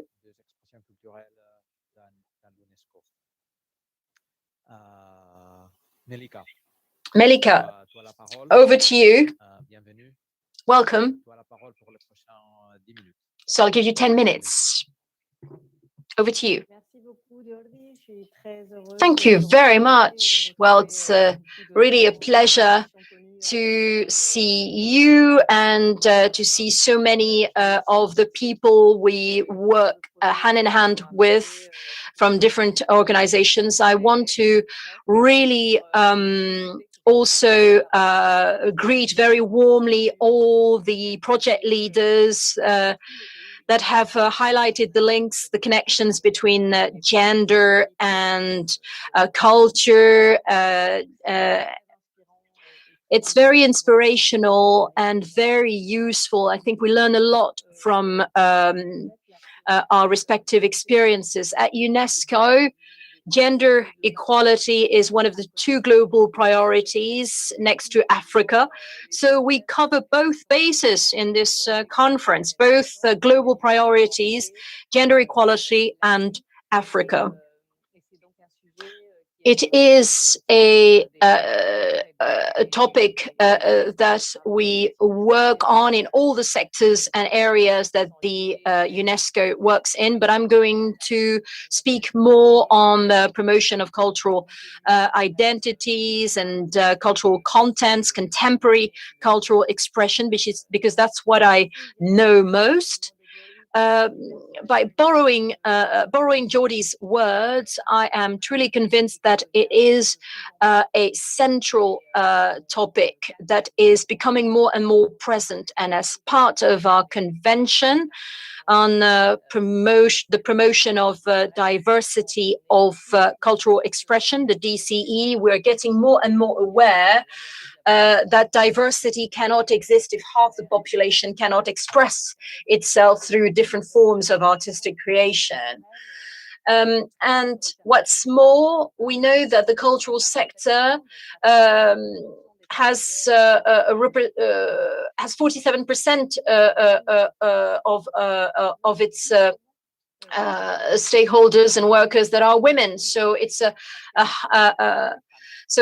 women are already there, they're already present in the cultural sector, except that in the same as in many other sectors, but maybe even more so in the cultural sector, there's some kind of horizontal exclusion. We find them more in arts and crafts, and not so much in the more buoyant sectors such as digital technology. And we've seen it during this pandemic. Women are rarely seen in these newly emerging sectors. And if we do not pay attention to that, if we don't work towards fighting against that, we will lose a lot. And, you know, for example, in the film industry, they are more often makeup artists than filmmakers. So there's also the question of intersections in terms of discrimination. So there's so much to do. And there's also the question of representing women. What is it that we're trying to engineer at UNESCO? But unfortunately, I think that my own organization has, for us as for many other organizations, is still emerging work. We currently have 3 priorities in our work. One is to work towards generating data and information sharing. It's been touched upon by Barbara as a key issue. Without data, without information, it's very difficult to inform policies and measures that could be effective in tackling the real causes of inequalities that we witness. To that end, we have a framework for follow-up within our convention with a number of indicators that have been transferred on the reporting system that the 179 countries that are parties to the convention must use and follow up on. And we are thus collecting a wealth of information. And if I may, I'd like to share my screen so that you can see what I'm talking about. So I'll try to put the full screen mode. Hope you can see it. So we're trying to collect and share the data and information through the policy monitoring platform, which is you can access on the website that you see the address of on top left. There are over 4,000 policies and measures, of which 250 are related to gender equality. So clearly, gender equality is emerging as a key element in policy making, and that's true for the states as well as for the civil society. We also know that it's very difficult to build data that is really useful and complex. What we're trying to work on is develop indicators for more intangible question. And not only indicators that amount to little more than headcount. So how many, for example, women and men have took part in a workshop. We want to go beyond that. The second focus is to try and use that wealth of information to foster research and generate new tools. This is what the report that Jordi has mentioned, Gender and Creativity, Progress on the Precipice. You can access it on this website. This report is meant to be really hands-on and operational. We look at what the current situation is, what are the main challenges in terms of gender equality in the cultural sector, and by highlighting best practices and bad practices as a source of inspiration for future initiatives. And we can't wait to read the report by Farida Fajid that we will use as a tool to and a source of inspiration for further work, because it is an emerging field, but it's a field in which we have very little systematic information. We often see the states and civil society organizations that would like to do more, but they lack the tools to work with. There's also the World Report, UNESCO World Report, that has a specific section dedicated to gender, and we hope that in 2022 we can make a decisive step forward. And thirdly, support to implementation of initiatives, cultural policies that really embrace that gender dimension. To that end, we've decided to develop our own tools. We were not necessarily used to integrating that dimension, so we've developed an action plan for transformational action in gender-related issues, move way beyond the mere head count and making sure that we have a reasonable share of women in workshops. We must do more than that. Making sure that women's associations and feminist associations be integrated in discussions and consultation phases, that we put these stakeholders around the same table, because they have not necessarily talked to one another much in the past, even though they share a lot of concerns and interests. There's a lot of work also to try and foster dialogue and fora for discussion, which seems essential to me for such an emerging topic. An example of that are the Resiliart debates, and women were very present. They had a lot to say about their situation as creators against the facts, the backdrop of the COVID-19 crisis. And the question of gender has been central in these debates. And there's also a whole promotion of networking, also organizing training, courses, specific training, and support to data generation. And finally, I'd like to say that it's an open field. There's a lot of interesting things happening, but we're far from having real structural transformational policies. We've seen advances for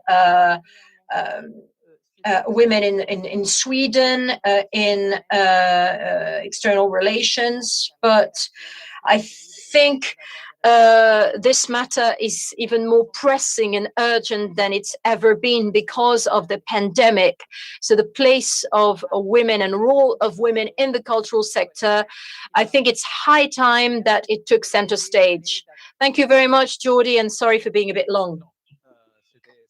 No, it was perfect, Melika. Thank you very much. If I may, I would ask you to put the links in all your presentations, all the links, if you could put them in the chat, so that people who are listening can access these resources.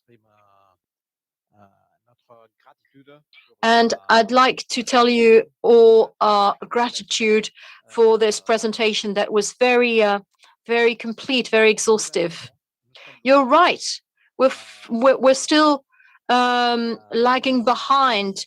We're a long way, but we're making progress fast. And our networks, we are all convinced that we need to move forward and move faster together. We're all convinced that this question is a pressing one, that it is intrinsically linked to all the challenges that we face, that mankind faces.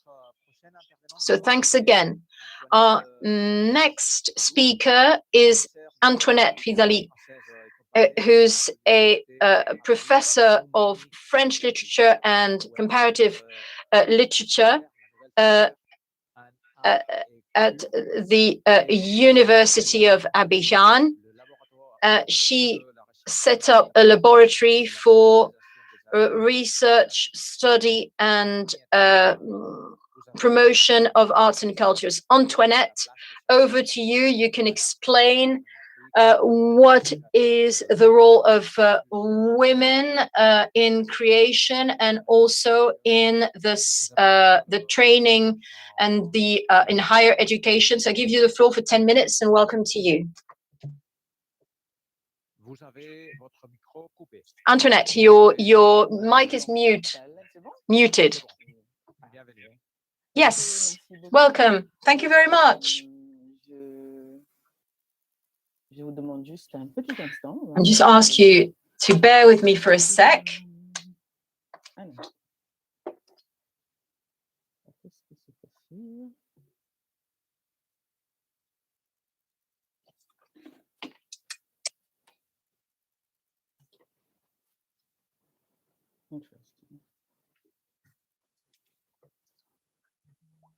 Voulez-vous de vous prendre et puis mon texte a disparu. Ce qui, As I was speaking to you, my text is gone. Can we help you with this? Just give me a sec. And if I can't solve the problem, then I will tell you.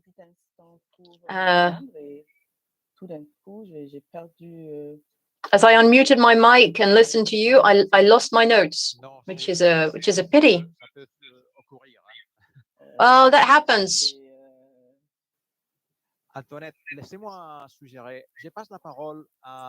Antoinette, shall I give the floor to the next speaker whilst you look for your notes, and then we'll give you the floor right afterwards. So we're going to give the floor to Fatou Gislen-Sanou, who's a lecturer and researcher in African literature in Ouagadougou, at Ouagadougou University. The floor is yours. Yes, hello everybody. Can you hear me? Oui, on vous entend très bien. Bonjour. Même si votre écran n'est pas allumé, mais on vous entend. Yes, we can't see you, but we can hear you. Yes, I have internet connection issues. And there's a risk of a storm. So sometimes I have to turn off my camera. So hello, everybody. It is a pleasure for me to find myself amongst all the other panelists and participants. It is an absolutely essential issue to tackle. Culture and gender could seem redundant, but it is very important for us to always question these difficult times that we go through. We know that during those difficult times, the whole of mankind is asking themselves a lot of questions about their future, and culture is what can help us find strength and it's at the center of what it means to live together. So in my university department, I will speak as former researcher and also as the person in charge of the cultural association at the university.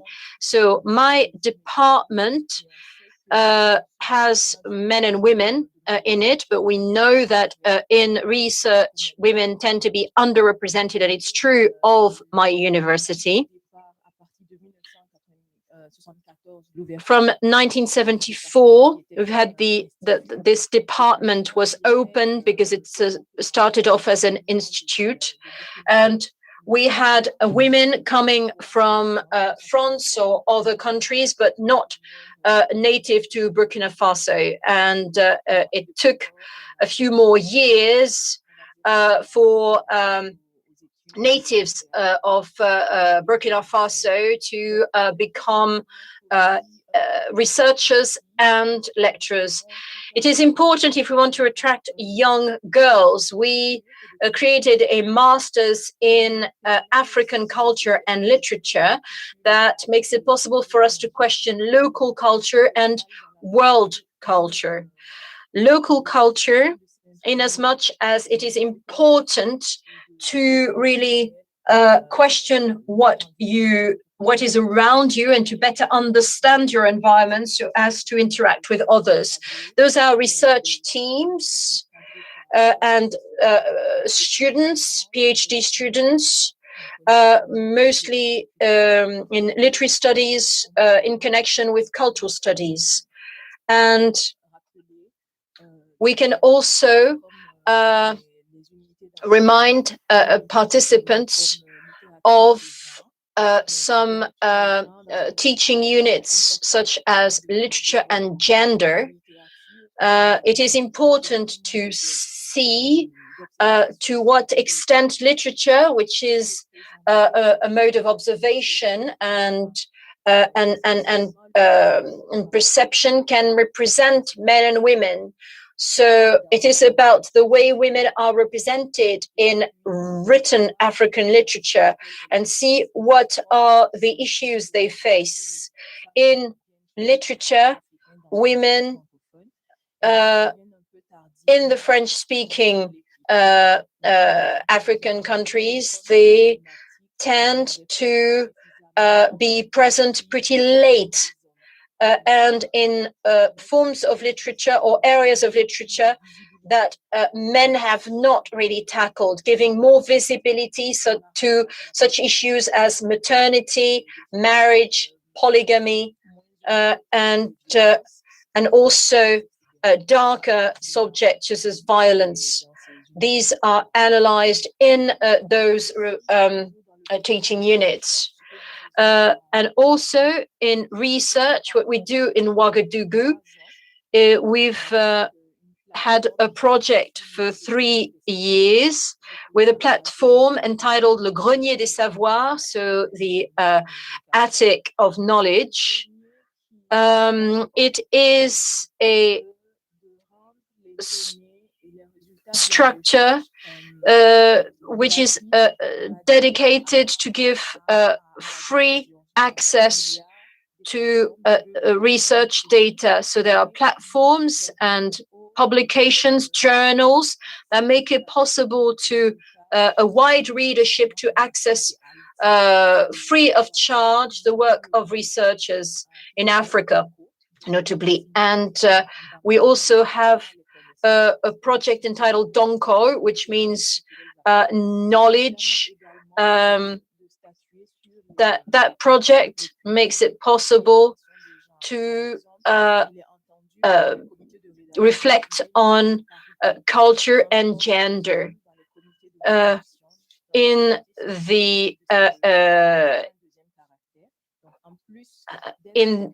editing committee, we insist on gender equality, and in all the committees, be they the scientific committee, the steering committee, we insist on having equal number of men and women. That makes it possible to investigate all the questions in African literature. And one of the specificities is the name itself of the journal is to use names that come from local languages. And there are also abstracts in local dialects, in local languages. So we choose a language that is spoken by one of the contributors. So it is accessible thus in French, English, and in one of the African languages. That gives more visibility for African cultures. And also in research, as I said before, there's the participation in the field. So in our laboratory, which is entitled Arts, space and society, we question gender.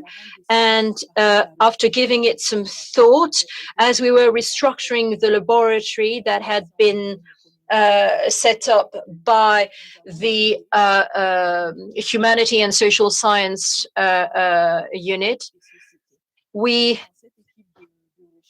set up a research team entitled Gender, Culture and Society. And our intention within this research team, we want to organize study days on gender. That might seem a bit obvious to you, but it is very important to see how this approach evolves over time in the fields of research and teaching. Makes it easier for us to convince wider audiences, in particular students. There's also another project, which is to take an inventory of literary works by focusing and highlighting women's works. As I said before, they are lesser known and lesser acknowledged. So it will be a sort of inventory, but not only, there will be an inventory of critical analysis to try and gauge what the evolution has been with these different concepts. There's also field research that will scrutinize artistic practices such as theater, pottery, sculpture, traditional songs, so oral tradition in the broadest sense, in collaboration with other departments such as the history and anthropology department and also the sociology department. At the University Joseph Kizembo, we have training courses in cultural mediation that welcomes students from both genders. And we see more and more young women who are more interested in culture and the cultural sector. But the main challenge, maybe, that I should highlight is the question of financing. We find it hard quite often to have people buy into these research. We heard about the UEMOA and UNESCO before. It's very hard to secure financing, not only human resources, but financial resources, because I would say that currently we have the human resources we need, but I'm thinking of the projects that we heard of in the first panel discussion. We want these projects to be sustainable because we can secure positive outcomes at the end of the first phase of the project, but how do we make it sustainable? This is what I could say briefly to you when it comes to teaching, so to academia and research. About the second aspect, which is the social well, you have 1 minute left for your presentation. Oh, that's okay.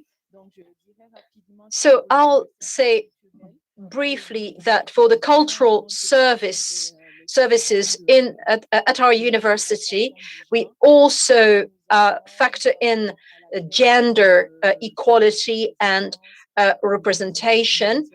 Our vice president is a former researcher in the sociology department, which makes it possible for us to take another perspective together with the direction of the university. At the formerly known as Ouagadougou University, we had an orchestra. We've actually revived that orchestra. It is important to focus on activities that students like. So we have a dance company, we have an orchestra, we have a theater company. They organize performances. We also organize activities with external partners. And I was very happy to hear Stephanie from the CNA Cameroon because we were fortunate enough to meet in 2019, because we actually had the Cultural Identity Festival on our campus. It is co-organized by the CNA Africa. Those are the kind of activities, initiatives that will help us question cultural aspects as much as gender aspects. It is very important, as we said before, to move forward, building on our identities. This is what I wanted to share with you. I hope we can go on with this discussion. Thank you. Yes, thank you very much, Fatou, Ghislaine, Sanu. It was very interesting, very rich. I have so many questions for you, but there's a time issue. So I'd like Antoinette Tijari Alua to take the floor. Antoinette, over to you. Yes, thank you very much. Well, I hope it'll go smoothly this time, because apparently when I close a window, there's a curse and I lose my text, but it seems to be okay. So I didn't have time to prepare much, because I was told yesterday evening that I would take part in this panel discussion, but I thought maybe I would add to the brainstorming about the impact of gender on artists and cultural stakeholders. So I want to open up first the discussion, looking at historical and social context, and maybe wrapping up with a few points that have to do with my experience at the head of art and culture in my university. I must start by saying that I've spent a lot of time carrying out research on the question of identity building, working on icon Sahelian women, and the Sahelian Mongu woman, who's the only ancestor, the only female ancestor of the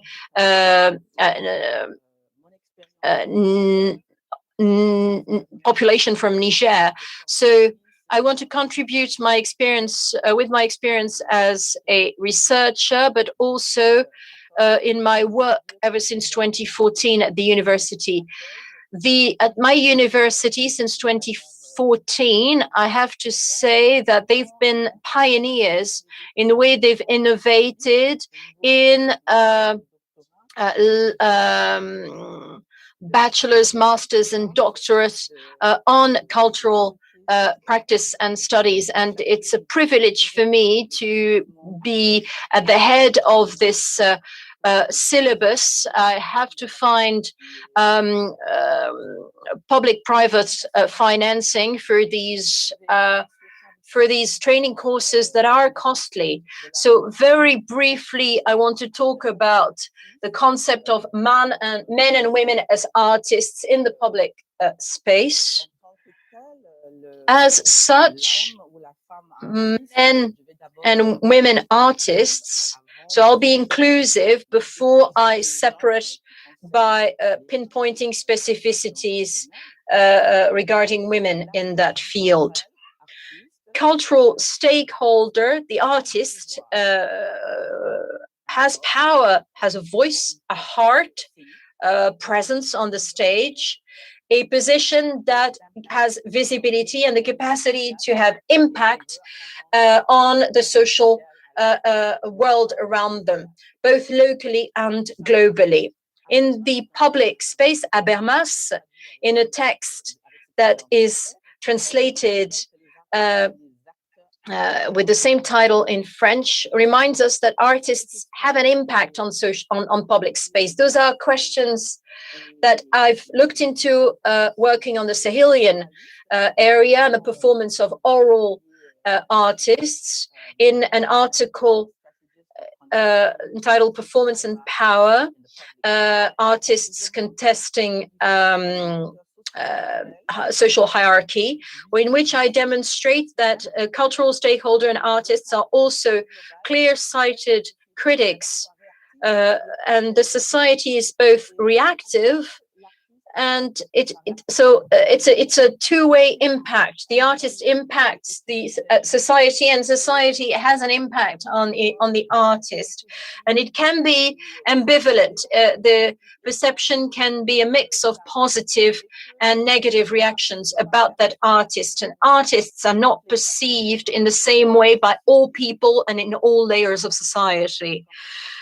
And about the status of artists in the cultural world, this status is in flux. There are some artists that have a very high status and others that have low status, or it's very local or domestic. And they have visibility in a much more restricted space that can sometimes even be private. And in Sahelian society, the status of artists have been historically built, and often by clearing a lot of hurdles. It's been a slow and difficult process. It's not something that is specific to Niger or Sahel. In the rules of art, les règles de l'art, we hear that novelists and artists in the 18th century emerged in an environment where their art was marginalized in a capitalistic society, where what mattered was marketable value. So we know that more broadly, historically, artists, visual artists have fought, they got together to get a status. I'm thinking of visual artists that fought to not be placed under the authority of a master, since visual artists are the first to have gained that autonomy as autonomy in their field, as Bourdieu would name it. But I look at the difficulty of female visual artists. I'm thinking of Rodin and Camille Claudel. She was institutionalized and spent a long part of her life in a lunatic asylum. She was very talented and very much in touch with the art of her time, but she was under the domination of a man, and she. So some of her works were signed by Rodin, who was a married man, but also her lover, and the general public got so involved, and the reaction was such that she ended up in a lunatic asylum and completely marginalized. But coming back to Sahel, it begs a question. For men, also in Sahel, the status of artists is ambiguous and difficult. Artists are not always well received, including artists that traditionally have a high status, such as griot or genealogist griots. The last genealogist griot who passed away had, during the last years of his life, had to withdraw from his artistic practice because he converted to Islam, and his sons considered that it was not honorable for a man of his age and a Muslim to be playing instruments and talking about genealogy, even though it's a very high artistic form that is very important to Sahelian culture. So as part of globalization, there is an impact on artists, and that includes men. But if we look at women in Sahel, there is an erosion of power for women in the public space. And that is linked to political power, religious authorities, and the role of women in the household. I penned an article on the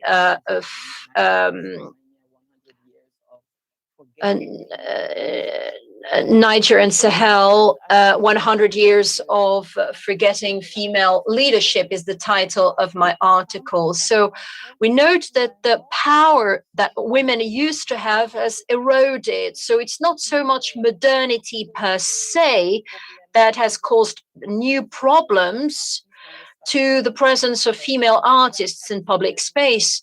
When we look traditionally at Baya or other singers who have had the ambiguous status of being at once much loved and admired, but very stigmatized. Artists closer to our time also face hurdles. There's a Nigerian filmmaker who made a film on the first actress from Niger on screen. Niger was a pioneer in the film industry, and she ended her life as a domestic worker in the US because her status did not make it possible for her to make a living. But we have closer to our time Aisha Maki, who just released her latest film, Zender, and is getting some notoriety, both nationally and internationally, but there have been some family impact on both their family and their marriages. It is not at all easy for a woman to be an artist in Niger and to practice their art. And that family and social situation is a problem for all women artists, especially when their spouse is not an artist. Couples of artists still have some challenges to overcome because there can be power struggles in these couples, same as in any other couple. I'd like to come back to the initial concept before I wrap up. If we come back to the initial concept, reminding everybody that cultural stakeholder, cultural art, the artist has power as a critic of society, we soon see how it's going to be a problem for women when they are artists. You have a minute to conclude. If you give me a couple of minutes, I think I'll make a better conclusion. Okay.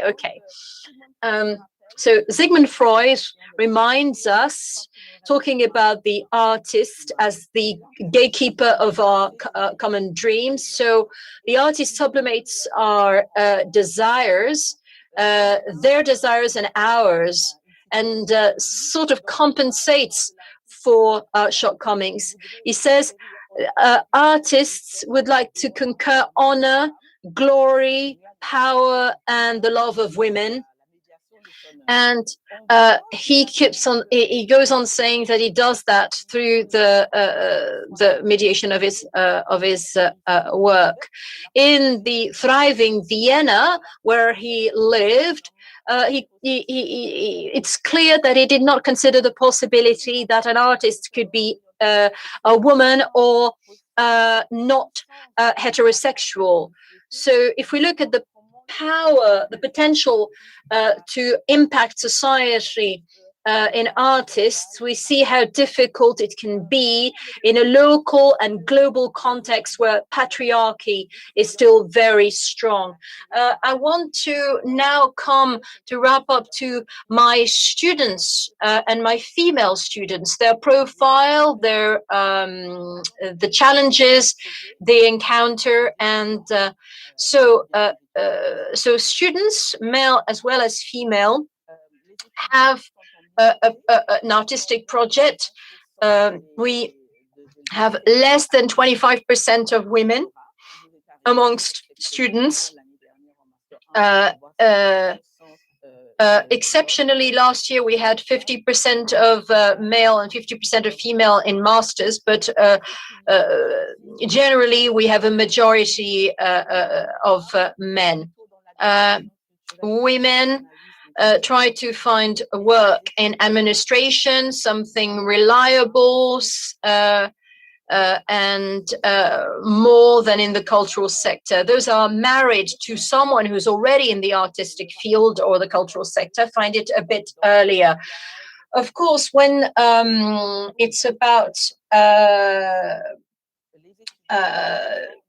relating to the body, which is at the heart of many artistic forms, I'm thinking of many students who waver. Oh, do we have to take dance classes? But I have my headscarf. Well, you dance it with your headscarf, because all my students need to take dance classes, so and ballet classes. So you see the problems posed by religion. There are students also who'd like to become a makeup artist, and they have to put makeup on bodies and faces, and they're supposed to put makeup on male bodies as well, and so there is a problem when you're not supposed to touch a man's body in public. So you see, these are just a few examples of some conceptual problems and also of some questions that are raised in the training of artists, which of course has an impact on the emergence of artists and cultural stakeholders, especially women in the public space. Thank you very much, Antoinette. I think we could go on for hours because the topic is so rich, and your prevention was very inspirational. So thank you very much for it. But unfortunately, time is up. I have to announce that the questions you've put in the chat, as well as on Facebook and YouTube, these questions will be answered, but in writing. And now I will give the floor to Celia and Valeria. So Celia from the IMC and Valeria from Culture and Development for words of conclusion. Celia, Valeria, over to you, ladies. Thank you. Thank you very much, dear Jordi. What rich debate. We started off by reminding everybody of the necessity to foster more synergies between gender and culture in development and international cooperation, referring to the call to action that was launched in 2018 by members of the consortium Culture at Work in Africa. And then we explored how this project, Culture at Work Africa, addressed that need for synergy between gender and culture. The first panel discussion gave the floor to 3 representatives from projects in the field, projects under the umbrella Project of Culture Africa. And I think we can isolate some key words. Give a voice. So create spaces for dialogue. Give us, especially for those who remain in the shadow, those who need other women to be encouraged to take the floor and to speak up. Too often, their voices are unheard. They're seen with contempt or trivialized. The examples we heard from DRC, Cameroon, and Tanzania shed some light on the wealth of possibilities, but also of the challenges and difficulties faced by all those who work towards more gender equality in the cultural sector. The question is of how do we intend to live together? This is at the heart of the cultural sector and the way we relate to culture. We mentioned the Anglophone crisis in Cameroon that, of course, hits harder women and children. We also mentioned the ordeal of domestic workers. And we mentioned the efforts made to try and change the perception of these men and women. It is in their art that we can question not only they can question their identity, but they can question their Pan-African identity. And the different artistic forms chosen to give a voice to all these artists through theater, dance, song. There was a conference in Abidjan on the 19th of May, which highlighted the importance of women as a promoter and major stakeholders.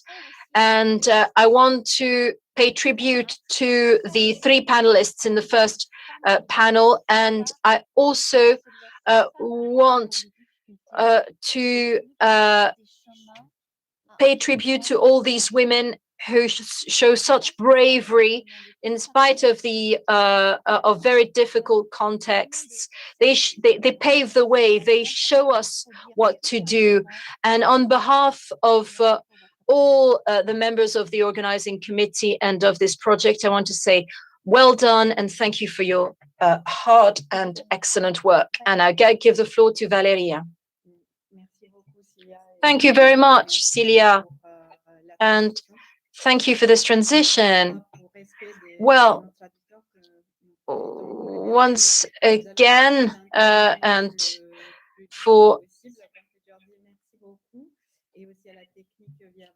thank you very much to the facilitators, to the interpreter. Thank you. And I will speak English. So, first and foremost, on behalf of the IMC and Culture and Development that have facilitated the organization of this panel discussions, and on behalf of all members of the consortium that you have on the screen so that you know about all the efforts and the strong commitment that have borne fruit through this panel discussion. I want to thank our panelists for the high quality of their contributions. I think we feel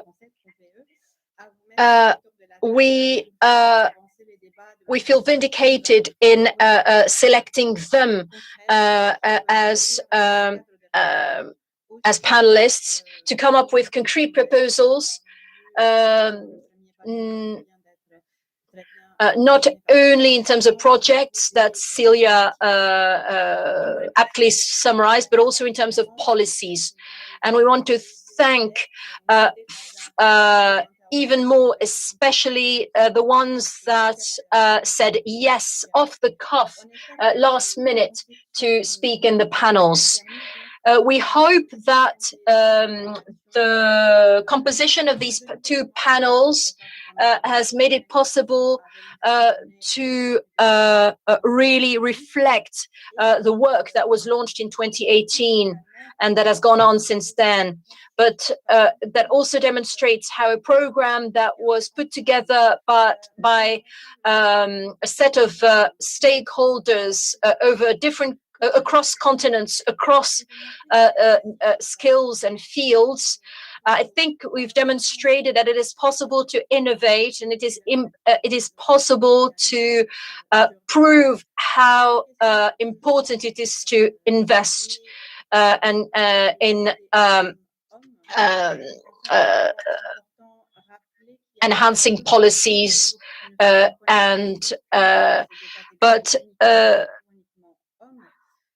but there are, I'm thinking also of the categories of the population that do not recognize themselves in either of these groups, men and women. There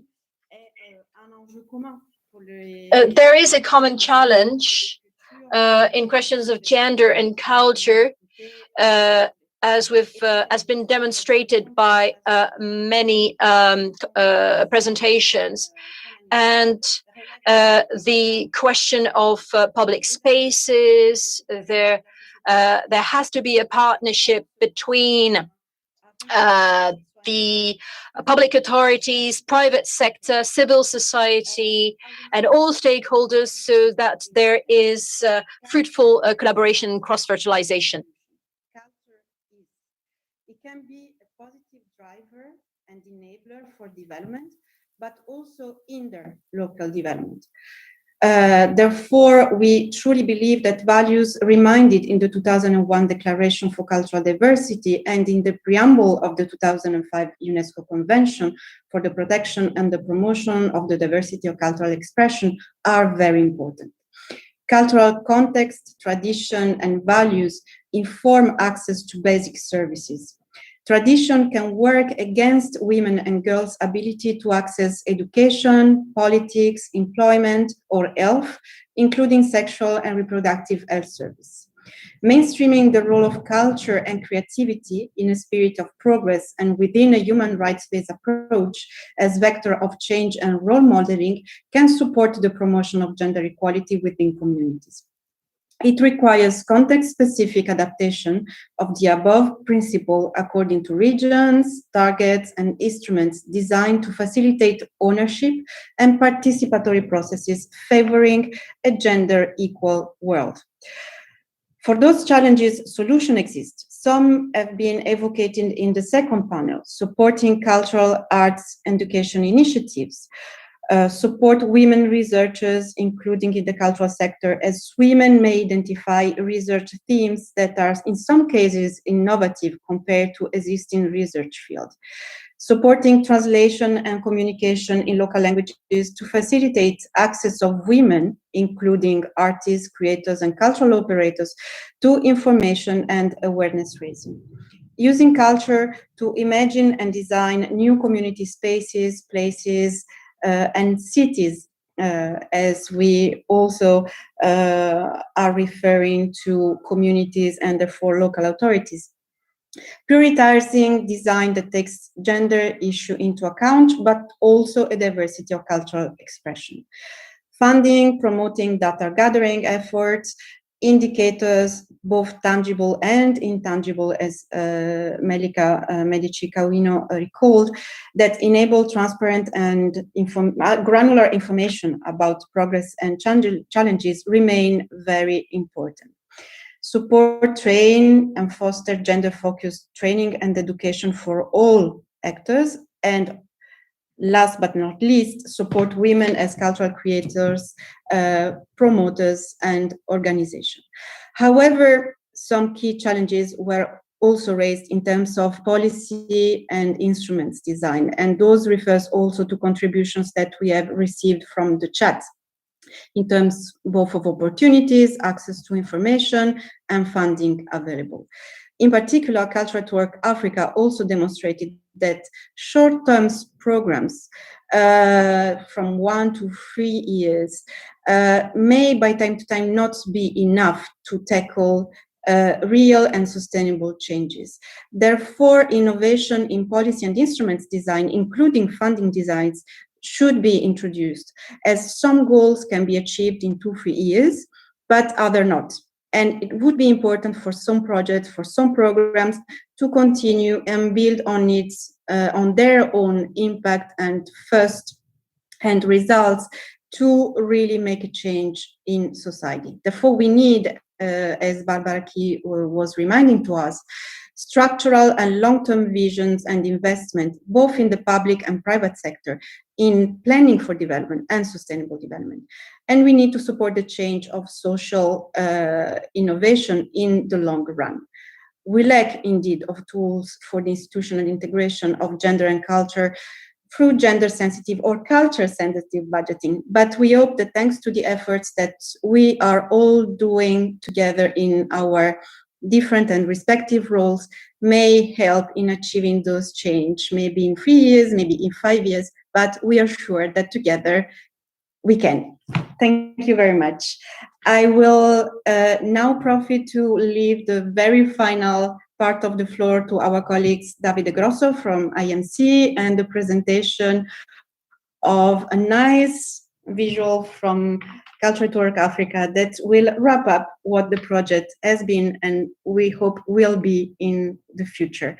Please, again, to panelists and participants, if you still wish to share some reactions in the chat, we will take them in duly consideration in the summary and written report of this webinar. Thank you very much.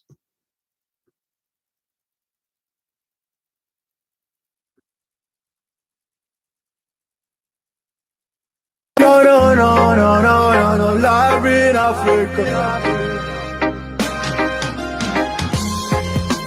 Live in Africa, me sing sunrise across Africa. Me prophesizing one love in one blood, blessing from me Jah and me ancestors. Live in Africa, me sing sunrise across Africa.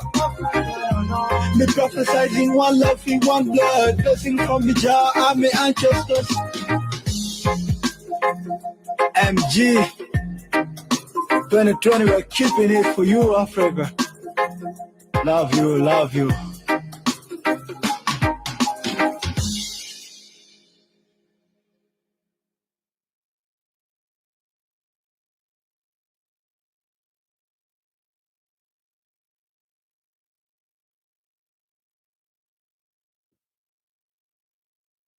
Thank you very much. Merci beaucoup. Pour ne pas nous laisser avec juste une vidéo. Thank you. I don't want to leave you with a video. Is there someone who'd like to say a quick word, say goodbye, or maybe invite participants to forthcoming events? I want to thank our moderators, so Christina and Jordi, and many thanks to all the participants, all those who've given us their support. And this is just au revoir. This is not goodbye. There's a forthcoming event organized on the 17th of June by Beaux-Arts. So all the information is available on our Facebook page, Culture at Work Africa, and also on our website. So thanks again to all panelists. Merci les traducteurs, les interprètes. Merci Vincent pour la technique. Merci à tous. Thank you to the interpreters. Thank you, Vincent. Thank you, everyone. And see you very soon. So we'll see you on the 17th of June.